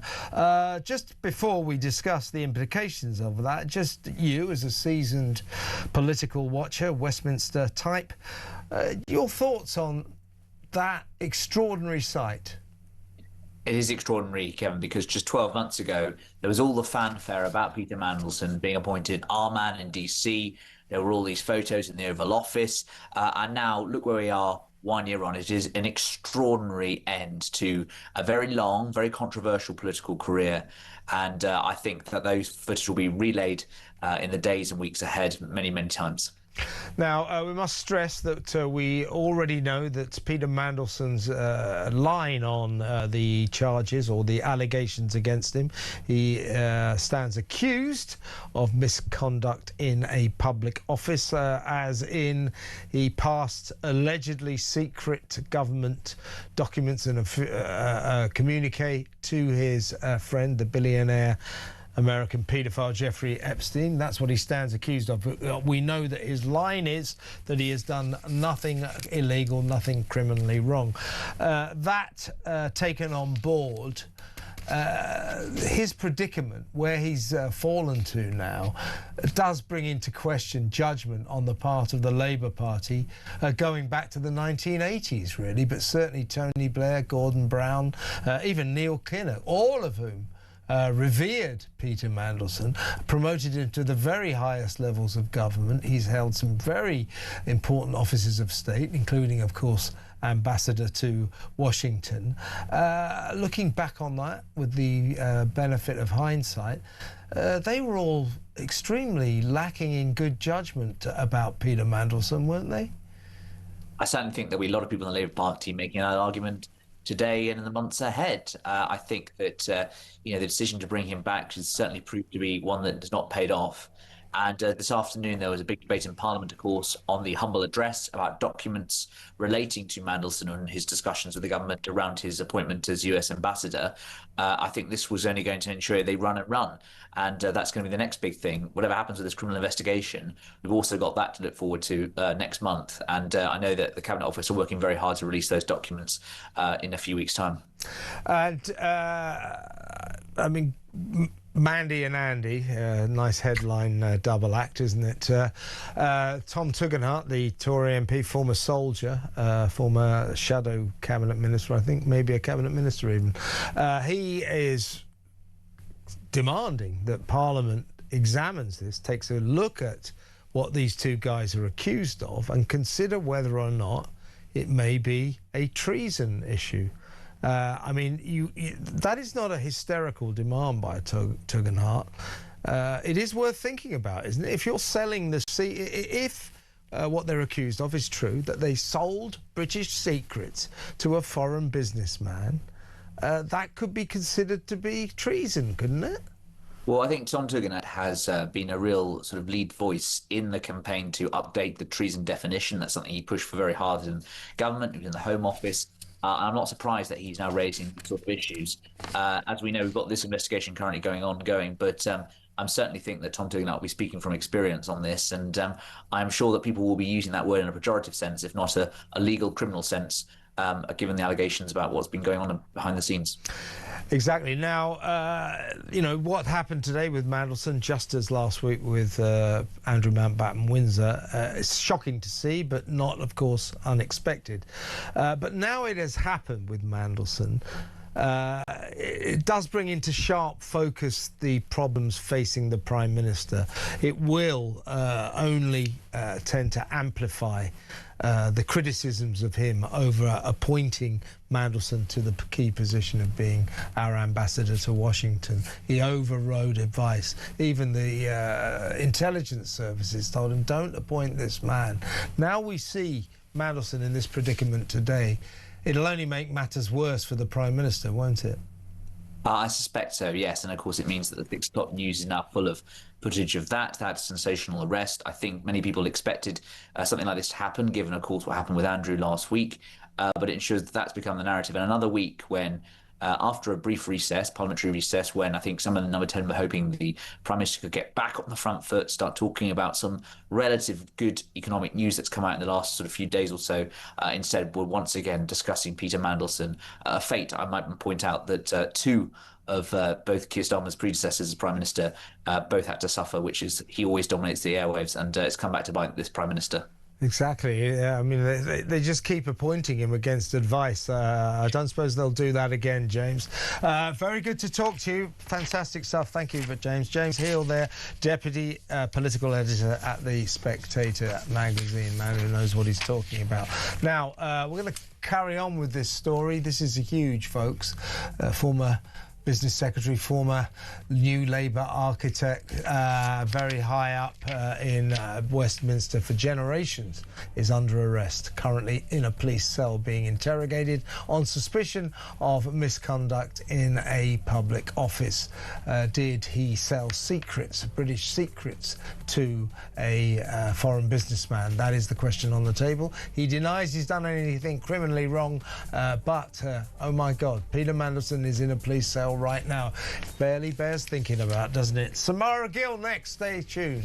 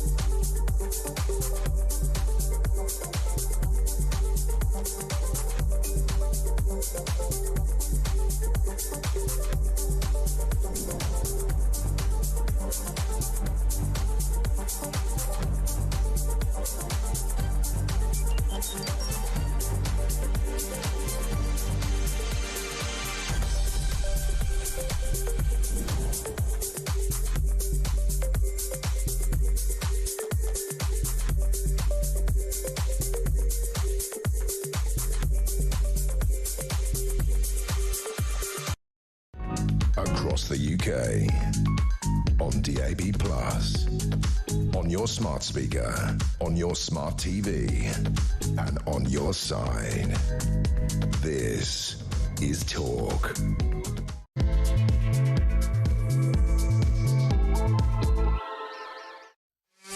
Welcome back to Drive Time here. It is February the 23rd. It is Monday, and it is a sensational day in terms of the fact that Peter Mandelson, architect of New Labour, former Washington ambassador, former Deputy Prime Minister, former Business Secretary, a man who has flown at the highest levels of Westminster for generations, way back to the 1980s, is under arrest. He's currently sitting in a locked police cell where, if he's lucky, he's got a cup of tea in a plastic cup. And he will be interviewed for 8-9 hours by detectives. Dramatic scenes today as he was led away from his extremely expensive house in London's Regent's Park, put into the back of a white hatchback car, flanked by 3 Met Police detectives, and driven off to a nearby cop shop where, as I say, he will be interrogated, probably for 8, 9, maybe more hours, maybe as long as the former Prince Andrew last Thursday on his 66th birthday, interviewed for nearly 12 hours on the same allegations that stand against Peter Mandelson, that both men stand accused of misconduct in a public office, both of them accused of taking confidential, secret British memoranda, emails, information, documents, and sending them to their mate, Jeffrey Epstein, the convicted paedophile businessman, billionaire businessman in America. Both of them accused of that offence. Extraordinary times. Our Samara Gill, Ace reporter, is in the studio.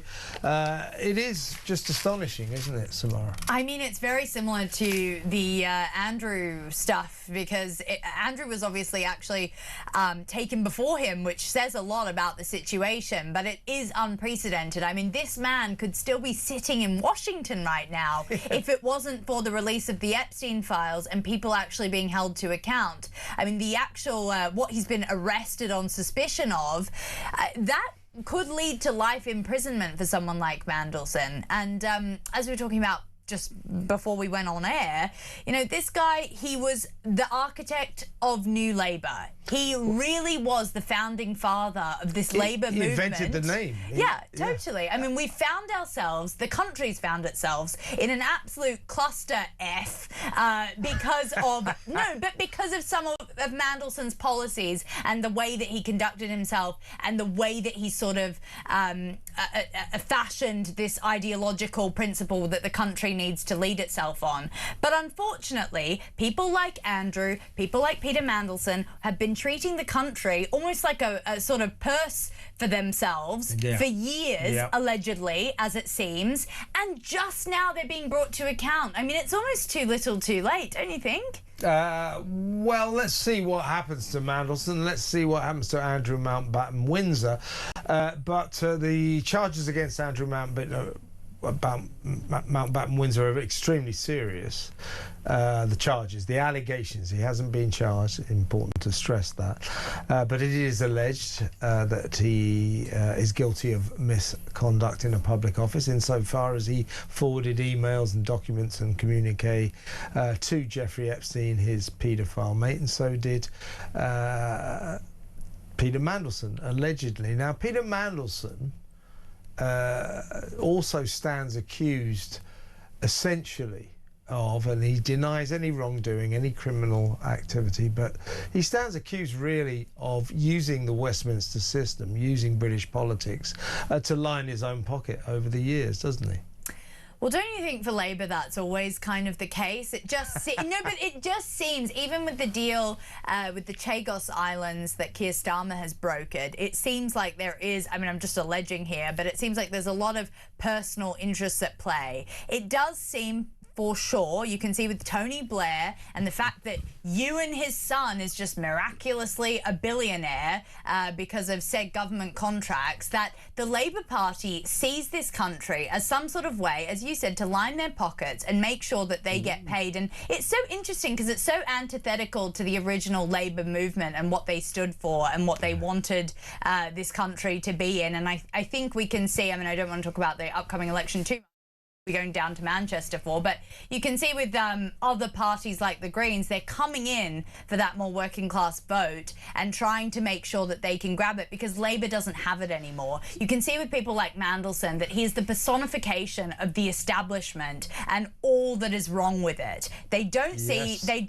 this country as a project for them to help. They see this country as something to help them, and I think that's inherently the rot that the Labour Party is dealing with at the moment. And I think Keir Starmer's not far from that ideology. I mean, we know people like Wes Streeting, Morgan McSweeney, rest in peace for his job, were brought up by people like Mandelson. He shepherded them into Mandelson loved McSweeney. Oh, yeah, massively. He shepherded him into the party. Yeah. I mean, this is the whole reason as to why he had to fall on his sword.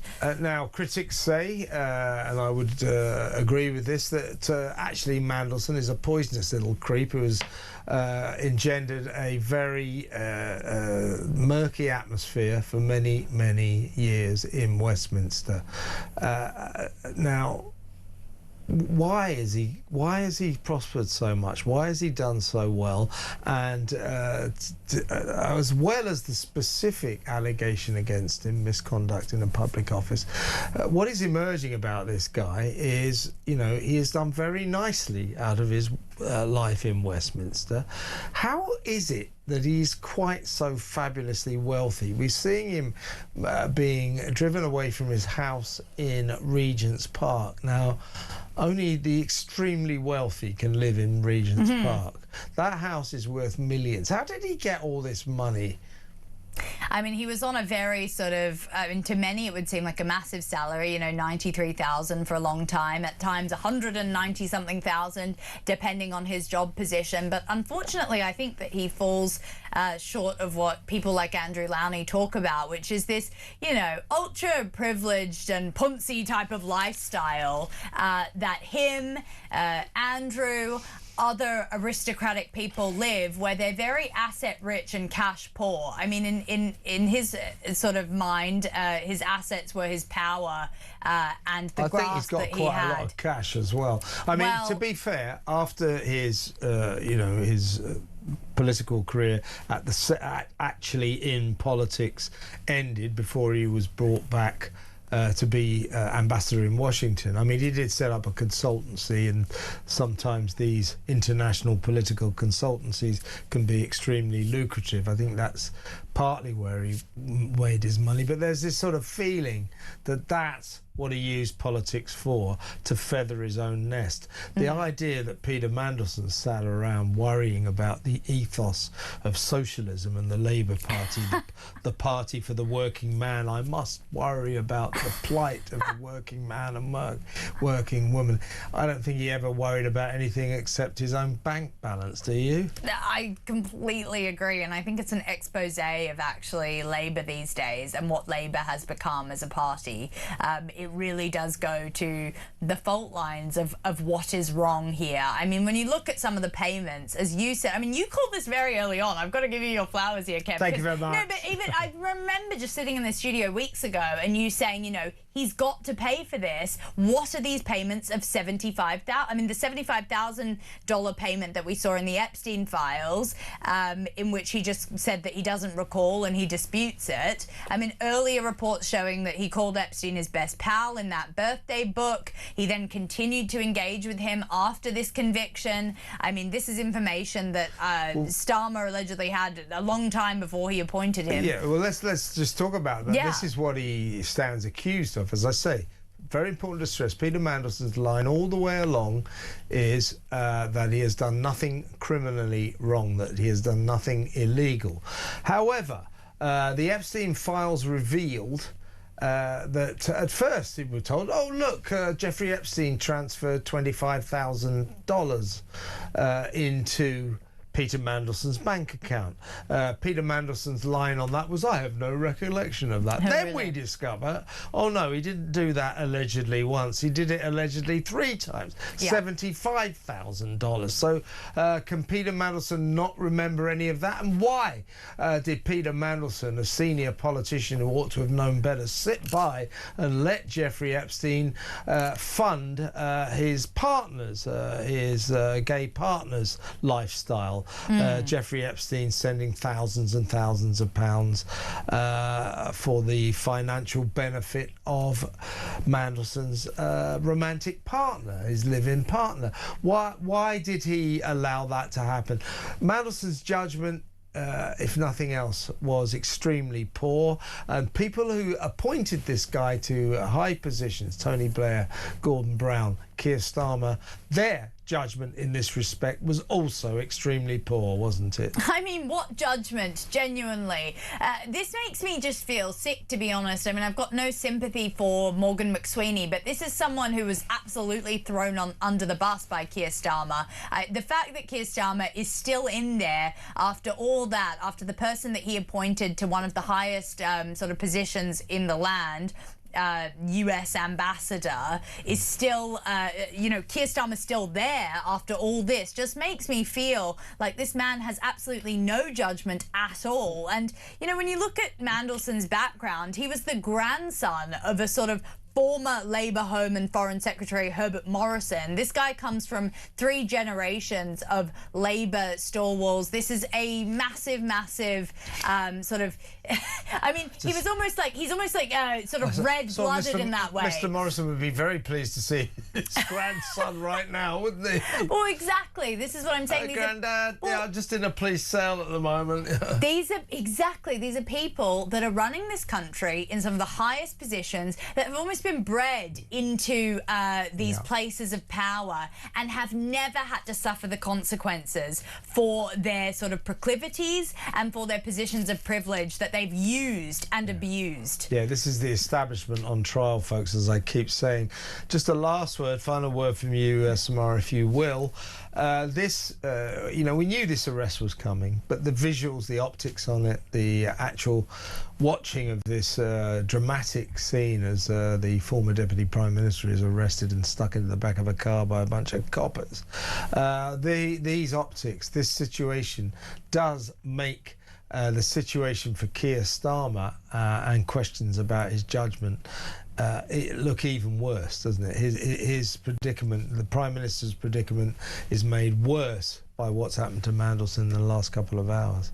I mean, he's like a rat backed into a corner at this point, and that's how I kind of see him in Westminster, hiding in number 10, where none of his backbenchers would ever support him. Majority of the people around him don't want a bar of him. I mean, even there were rumours over the weekend that Wes Streeting, he was planning to axe him from his inner circle because he fears that he might be challenging his power, because he made obviously a quote on the weekend saying he is preparing for government, or at least that's what I read in one of the papers. So I think this is a man who is clinging on to power by his very sort of, just by his white knuckles about it. And when I've gone to see him at various speeches and things, you do see that he's not actually this softy that sometimes we portray him as. He gets very prickly, doesn't he? He gets very prickly. He can be very dictatorial in how he likes to. I know what the phrase is. He's up himself. He really. Well, there's that. Nobody at all. Nobody else anywhere rates to Keir Starmer, but Keir Starmer rates himself, doesn't he? He massively does. No one knows why. Yeah, well, it's very dangerous, isn't it? Because you can see that he absolutely is not taking the pulse of the public on this. He can't understand why people would want him to step aside and why people are absolutely disgusted by some of his appointments. But the issue is, what is the future of the Labour Party after this? It's a much further left, very sort of almost a Greens vibe to the Labour Party. The backbenchers who have been kind of running running the show and trying to assert their power and their muscle in this situation will take hand of the Prime Ministership if Keir Starmer is removed. And that's what I'm also worried about. Because, yes, you know, Mandelson was part of New Labour, which was a slightly more sort of middle ground Labour initiative, which really didn't seem to work out well. But what's going to happen when Keir Starmer leaves? I don't know. I don't think it's blue skies and green grass. I can tell you that much. There's a lot of water to go under the bridge in the next few weeks, the next few days, in fact. But let me ask you folks, give me a call. Does what's happened to Peter Mandelson today make the situation even worse for Prime Minister Keir Starmer in terms of his shocking lack of judgment in ever appointing Mandy to the position of British Washington ambassador? It looks even worse, doesn't it? What do you think about the Prime Minister's authority, his judgment, and how it's looking today? And not only him, Gordon Brown, former Labour Prime Minister, promoting the hell out of Mandelson, even though he'd already been scandalised twice. Tony Blair, same deal. These people, none of them got much judgment, have they? 0344 499 1000. Let me know what you think. Let's play a couple of voice notes, both on Mandelson, of course, story of the day. First of all, here's Laura. I mean, my goodness, how this is unravelling, just piece by piece. Really interesting, and you and Samara were just talking about it. Peter Mandelson was the ambassador to the US, albeit briefly, but guess what? Chagos was pushed through, and just join the dots.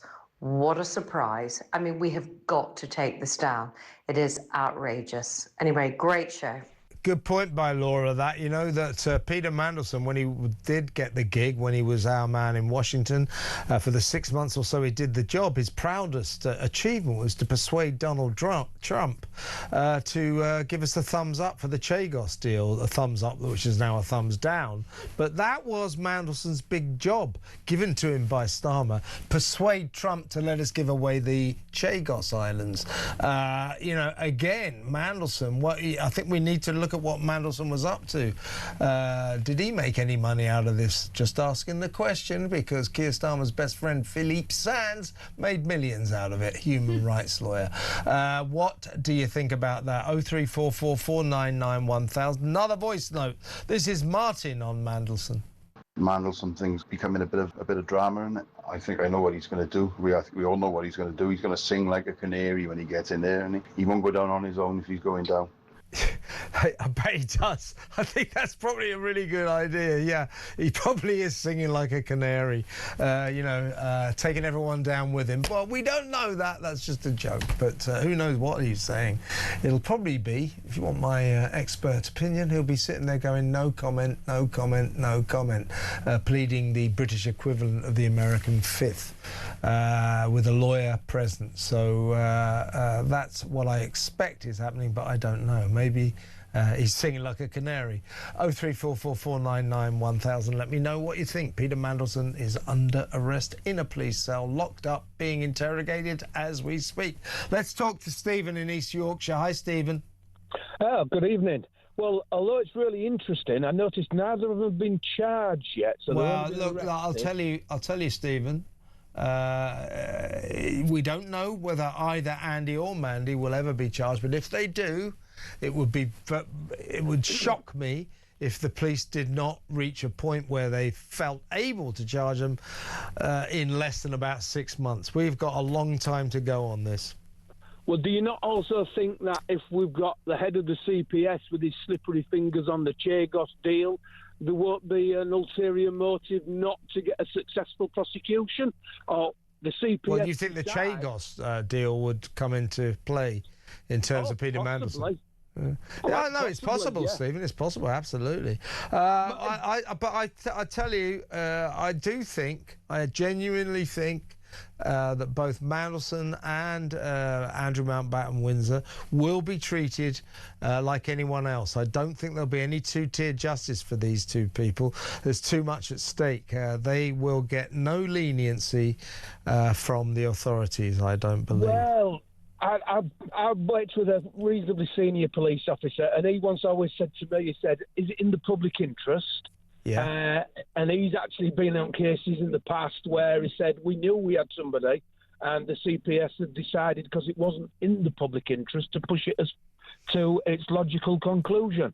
And I think this government, and with the special head of the CPS now, is absolutely bent as an arm bomb note. Well, he's not here to speak for himself, and I'm sure that he would deny that. And in terms of it being in the public interest, so what they're talking about, the CPS, is spending the money, the time and the effort on this potential prosecution in the public interest because potentially the case is not strong enough to succeed. That's what they mean by that. Now, as I say, Stephen, I'll tell you this, I know about these things. You will not find out whether or not Mandy and Andy are going to be charged for many months to come. That is standard issue. So let's watch this space and see what happens. Interesting call though, Stephen. Thank you very much. Stephen from East Yorkshire there. Big thanks to Samara Gill. When we come back, we're going to continue with this story, and that is that the architect of New Labour, the man who was a right-hand man to Prime Ministers Tony Blair, Gordon Brown, and pretty much Keir Starmer as well, is under arrest, locked in a police cell, being interrogated on suspicion of misconduct in a public office. So that is extraordinary. We will continue with that story next. 0344 499 1000. Stay tuned.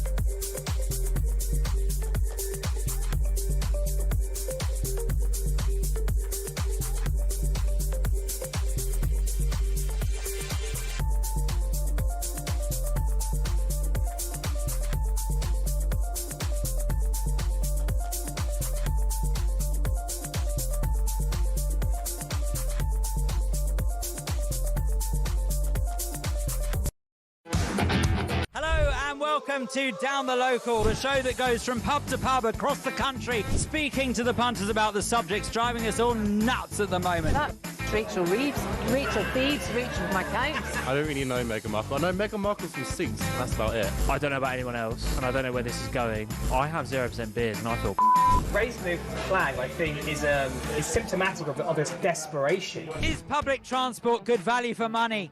No, it isn't. You really don't like speaking to people.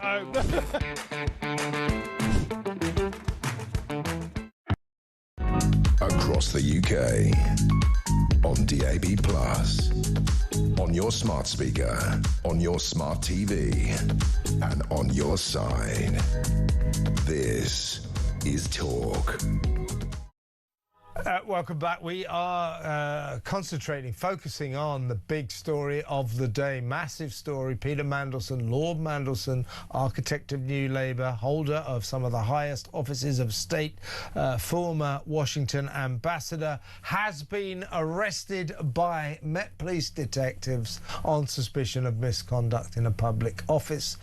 He stands accused of passing government secrets, emails to his best pal, the convicted American paedophile billionaire Jeffrey Epstein, now sadly dead, or not that sadly actually, killed himself in a New York jail.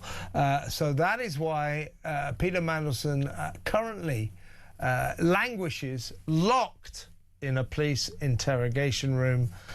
cup of tea in a plastic cup if he's lucky, and will by now be being probed by 2 detectives who will interview him for 7, 8, 9, maybe longer, 7, 8, 9 hours, maybe longer. Don't forget Prince Andrew, or Andrew Mountbatten Windsor, last Thursday on his 66th birthday, spent the best part of 12 hours under interrogation, interviewed under caution, they call it. So let's get this straight. Peter Mandelson has denied any wrongdoing, says that he's not committed no criminal offences.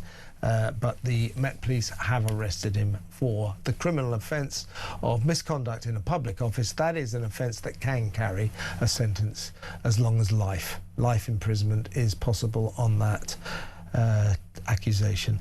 Let's go over to the Director of Popular Conservatism, Mark Littlewood. Welcome, Mark.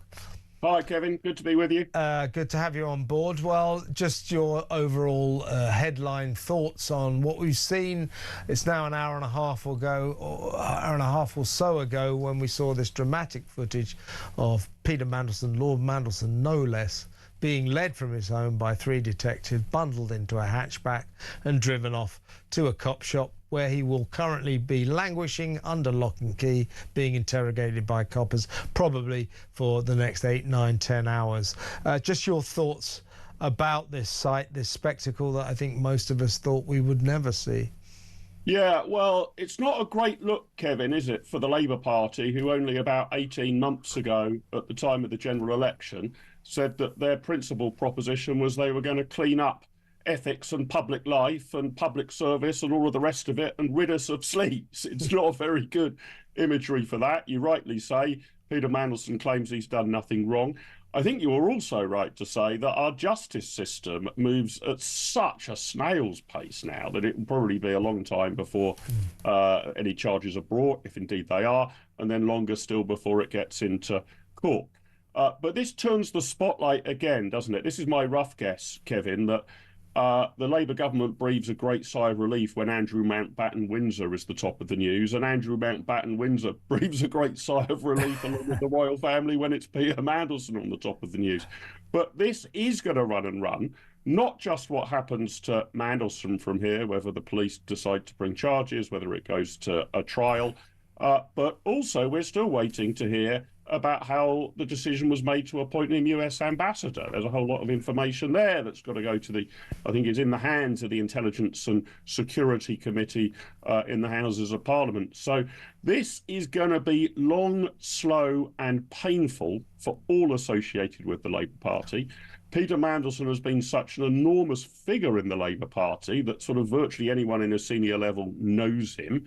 I think whatever happens from here in future, almost every senior Labour politician will be asked about this. How close were you to Mandelson? What did you know about what he was doing at a particular time, etc., etc. So far from it looking like this government has successfully rid public office of sleaze, the impression and the images are the other way around. And I heard you say 10 or 15 minutes ago, Kevin, the British establishment is taking an absolute battering, isn't it? Yes.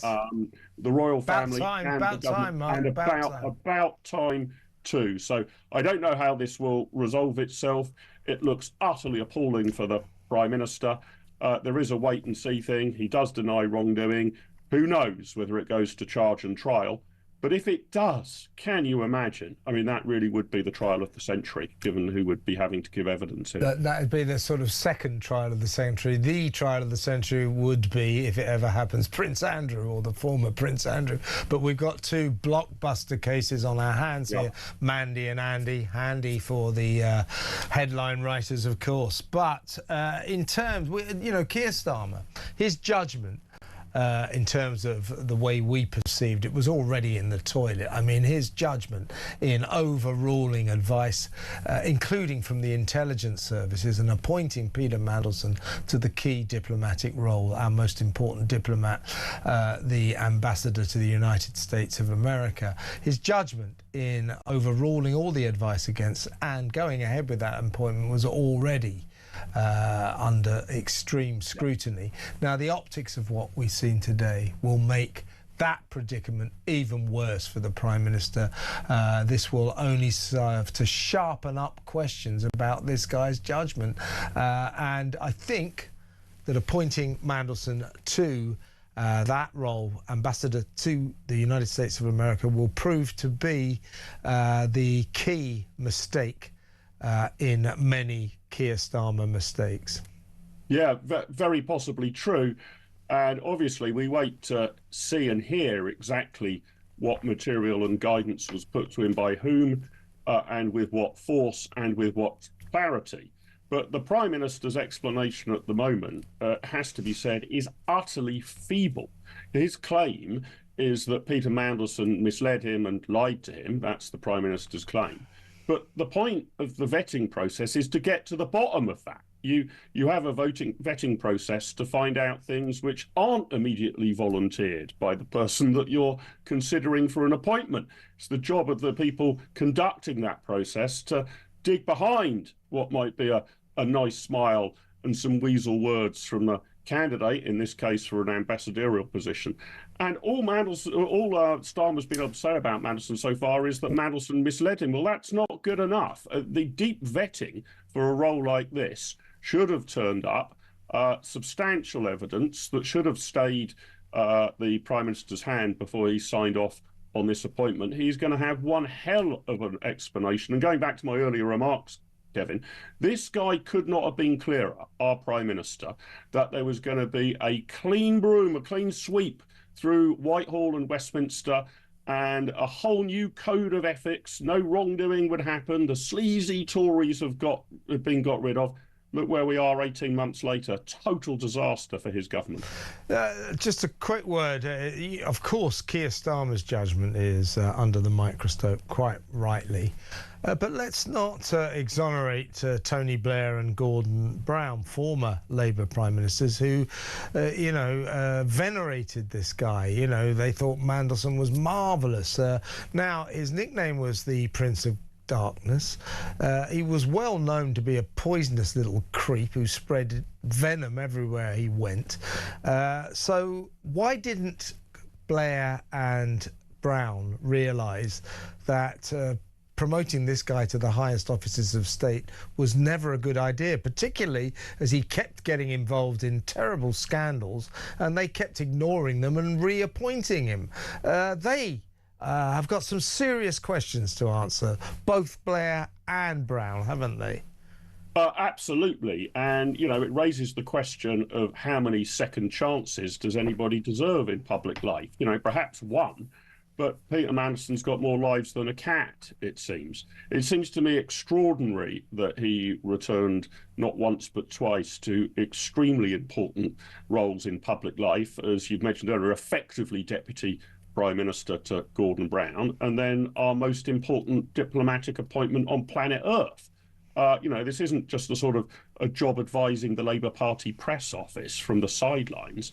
And it does seem to me mysterious, after what we've known about this man and his record, that he was returned in any way to any formal public role. Look, you might understand it if they'd thought, well, we think Mandelson is a bit of a wrong-un, but he's a very sharp and bright guy. We might seek his advice behind the scenes on one or two things. Yeah. But that's not what they did at all. They promoted him into extraordinarily powerful positions in public life. That has been proven to be a catastrophic error of judgment. It probably speaks, though, don't you think, Kevin, to the paucity of talent in politics in general. It does. But you're scrabbling around that you've got to think, well, we better give Mandelson a third, fourth or fifth chance because we can't find anybody else with sufficient talent to do these goddamn jobs. Exactly right. And, Gordon Brown busy polishing his halo, saying we've got to investigate these 90 flights of Jeffrey Epstein's Lolita Express, all these women being transported secretly into Britain. We've got to do it. I've been raising this issue for ages. Yeah. Thanks, Gordon. garden, nice halo polishing. Now explain to us why you made Peter Mandelson, scandal-prone Peter Mandelson, the business secretary and revived his career. Why don't you tell us that, Mr. Brown, rather than trying to obfuscate with your highly important work in terms of getting an investigation going about those aeroplanes. But there you go. Mark, really good to talk to you. Thank you so much. Mark Littlewood there from the Popular Conservatives. Let's play a quick voice note. This is Dale on Mandelson. I cannot see Peter Mandelson spending a night in a cell. He will be released, albeit late, but he will be released. There will be pictures of him, probably as sheepish as Andrew, that creature, looked in the back of a car. He will not spend a night in. Neither of them will go to prison because of their status, but it's all disgusting.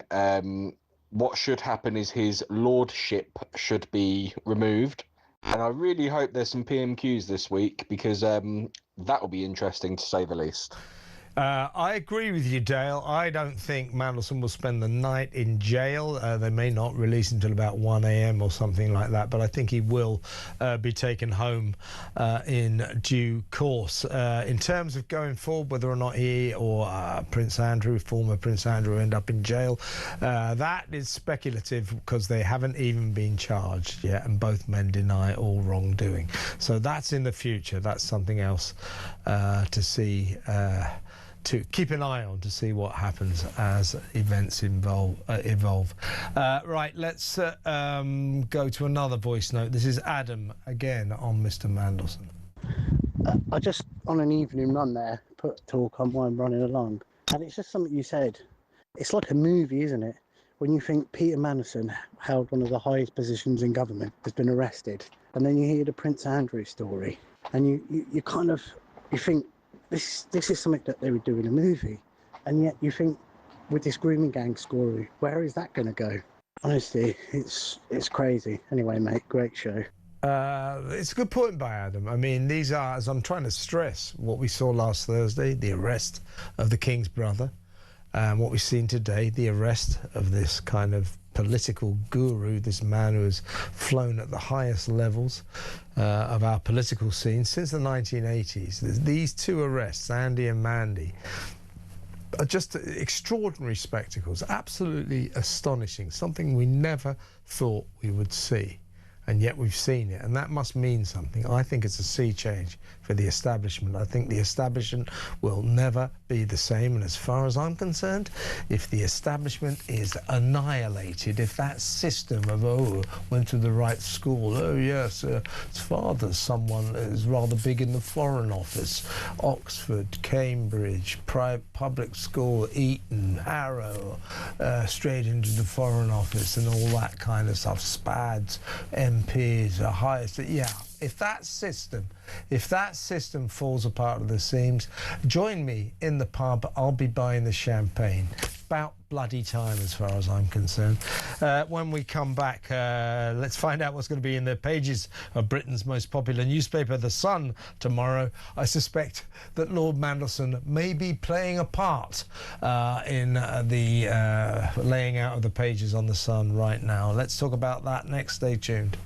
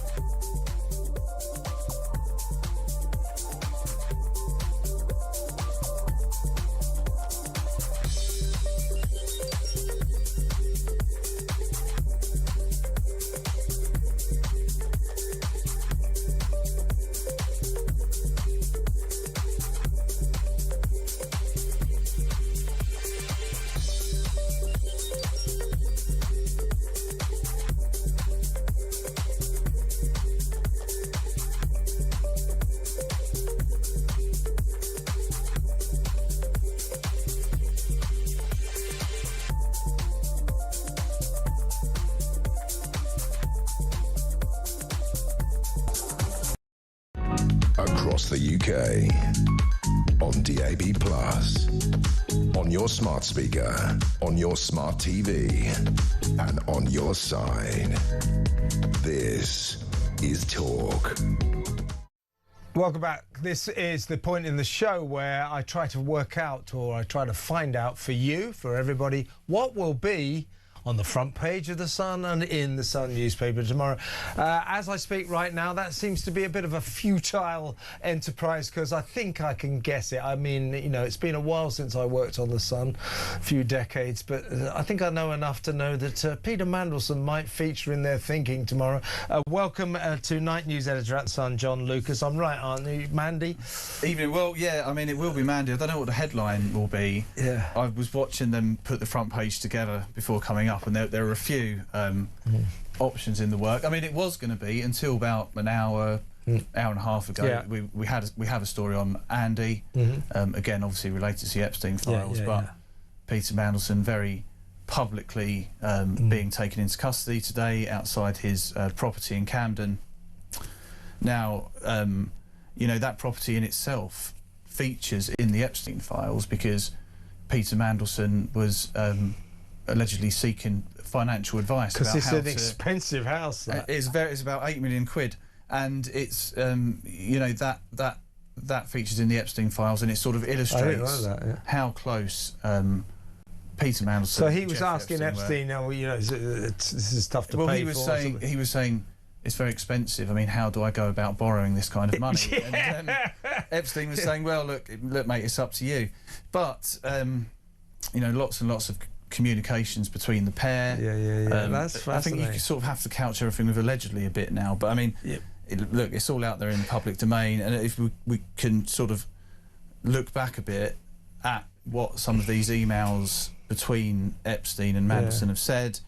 I say he was seeking financial advice over that flat, but it went the other way because these allegations are about misconduct in public office. It's not about the sexual misconduct that Epstein is more famous for. Absolutely. But one of these emails, email chains, is where Lord Mandelson is allegedly giving advice to Epstein, or advance notice of Epstein of a 500 billion bailout from the EU to save the euro, which could have been potentially very lucrative to people like Epstein and other financiers.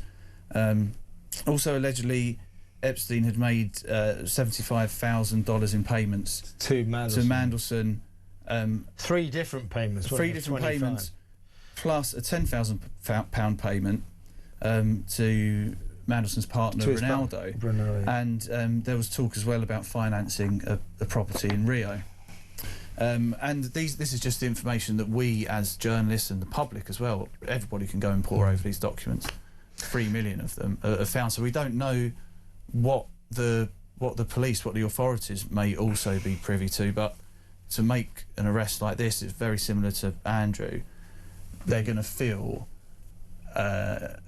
very confident that they're going to get to, you'd think, to charging point. Well, certainly if the stuff in the Epstein files is genuine, if it has veracity, you know, we can see with our very eyes that both Mandy and Andy may well be in a world of trouble. They have to establish that these emails are true, that what is suggesting in the Epstein files is true, and if that is the case, then both Andy and Mandy are in trouble. But in terms of the Sun, in fact all newspapers, but especially the Sun, which handles pictures brilliantly, these images that you've seen in the last few days, you know, Prince Andrew, or the former Prince Andrew, in the back of that car, skulking away, and now the former Deputy Prime Minister being led away from his expensive Regent's Park home in the company of 3 Met Police detectives, bundled into the back of a lowly Ford hatchback and driven off to a nearby police station. These images are iconic and amazing for people like you. It is amazing, and also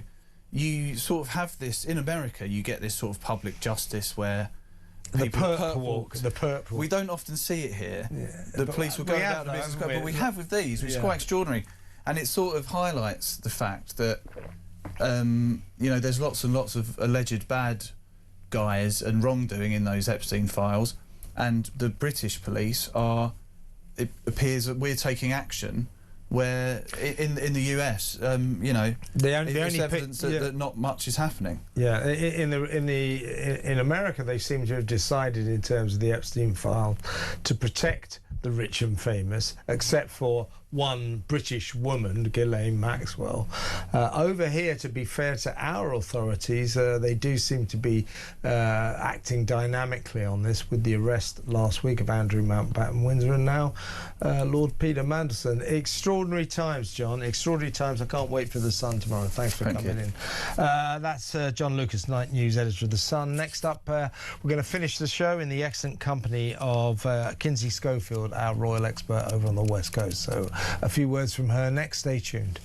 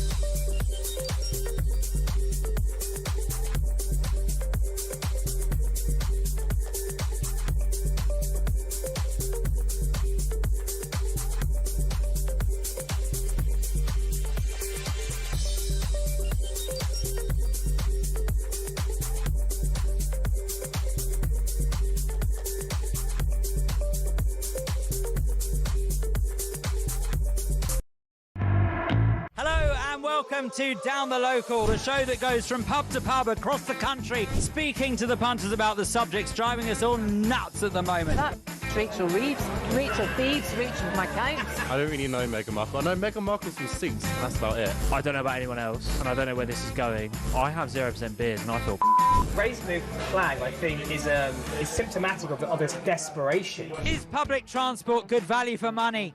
No, it isn't. You really don't like speaking to people.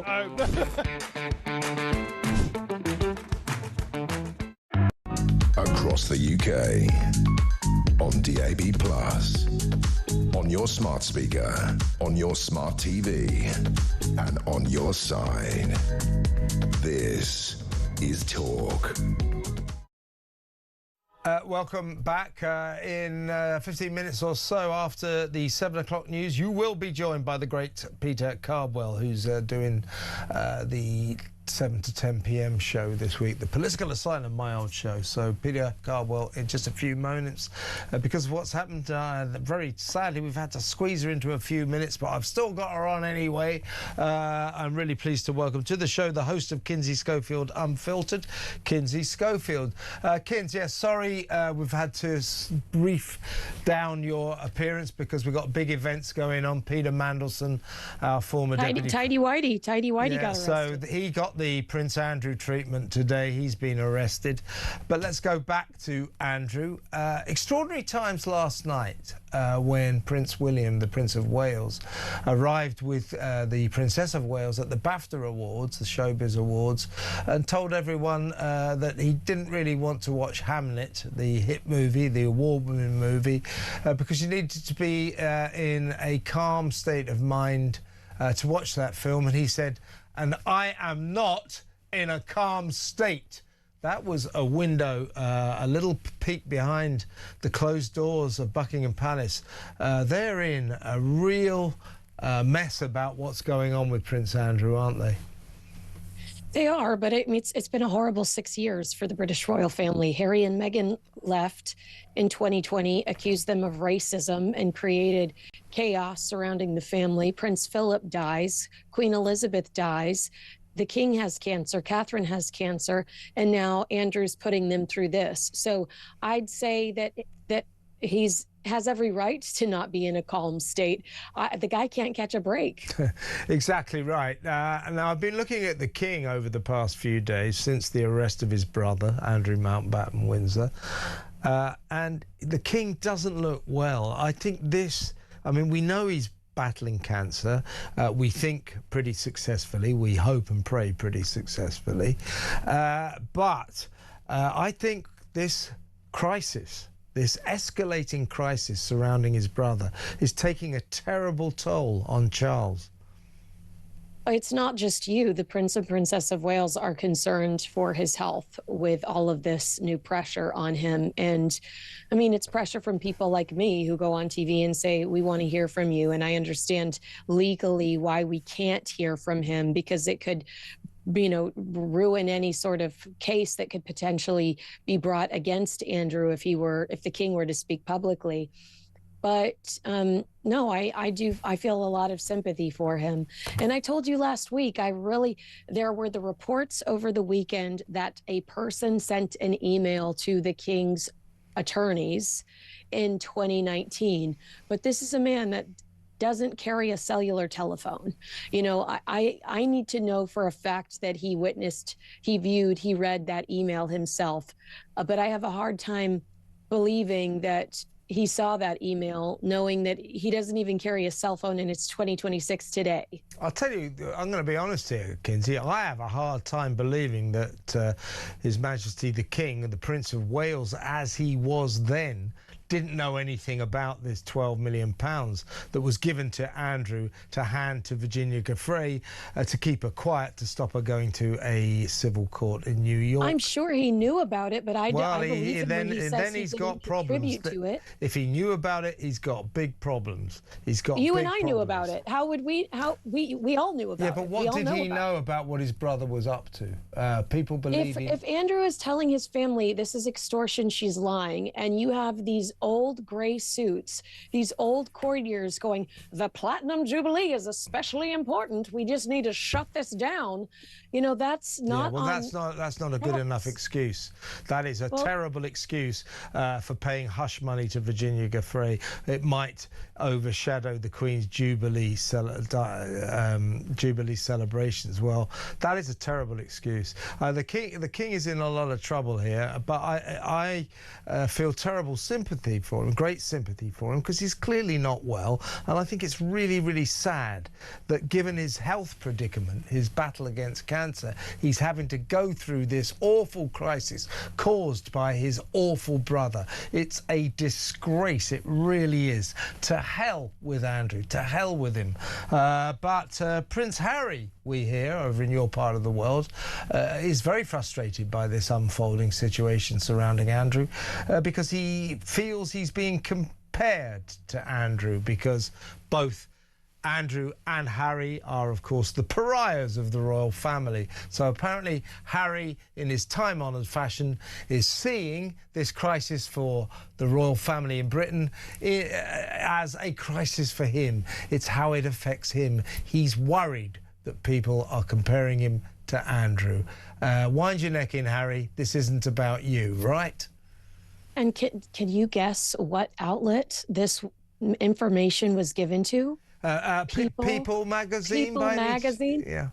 Yeah, Harry and Meghan's favorite media outlet in the United States, a source close to Harry telling them Harry served his country, did the job well, and never engaged in misconduct, yet lost security and housing while Andrew was protected for years.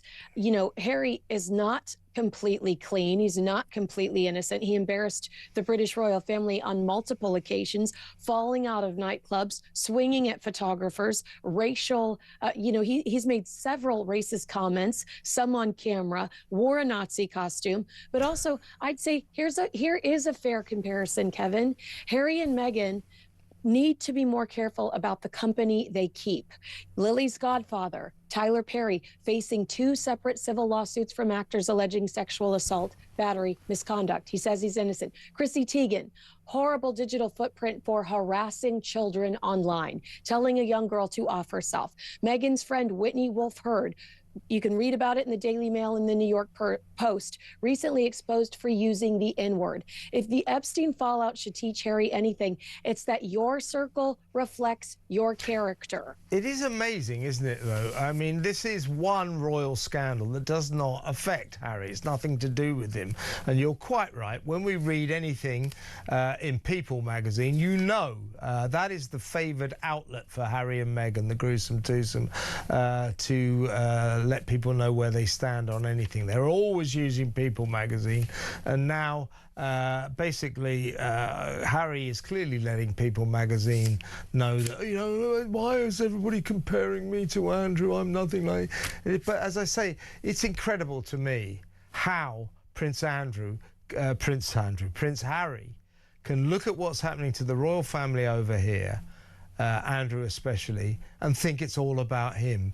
He is so egocentric, so narcissistically self-obsessed, Harry, isn't he, that he cannot see any issue without just thinking about how it affects him, his holy self. Unbelievable. Well, and he goes to the outlet that is favorable towards him to say, I'm not the worst. I'm not the worst guy. Second you know, worst. like he's trying to say, wasn't it so mean that they cut off my security and took away my house? Well, I don't know about Frogmore Cottage, but I do know that the security conversation was something he was warned about. These will be the consequences of your actions during the Sandringham summit and those negotiations. So he was warned that his security level would change if he was no longer living in the United Kingdom as a member of the working royal family. So, you know, he is, again, pursuing that victimhood narrative. Yeah, well, that's what he does. Kinsey, all too brief. I'm going to be talking to you for your brilliant podcast. Recollections may vary tomorrow, and we'll have you back on the show later in the week. Kinsey Schofield there, host of Kinsey Schofield Unfiltered. Here he is, the night man. It's Peter Cardwell in the studio, 7 to 10. What do you got lined up? You won't be mentioning Peter Mandelson at all, will you? No, definitely not. Reporting for duty, Kevin. Yeah, we'll get reaction. You look after my show now. Labour MP will be with us on the other side of the news to give his reaction to what is happening. I'll also speak to someone in the room for those cabinet discussions about the banking crisis. Then Mandelson left Downing Street and immediately apparently sent things to Jeffrey Epstein. Well, as I asked you earlier, when you were kind enough to come onto this show, you know, through your Westminster contacts, you must be aware, I'm hearing already, that the Labour ranks, always an unruly crew, are absolutely in uproar about what they've seen today, bringing into sharp focus the sheer magnitude of the lack of judgment this Prime Minister Keir Starmer showed when he appointed that little poisonous creep Mandelson to the job of British ambassador to Washington. Absolutely terrible. Labour MPs furious. I've been in contact with a number of parliamentarians who are really expected this to happen at some stage, but still shocked by what is happening, and we'll talk to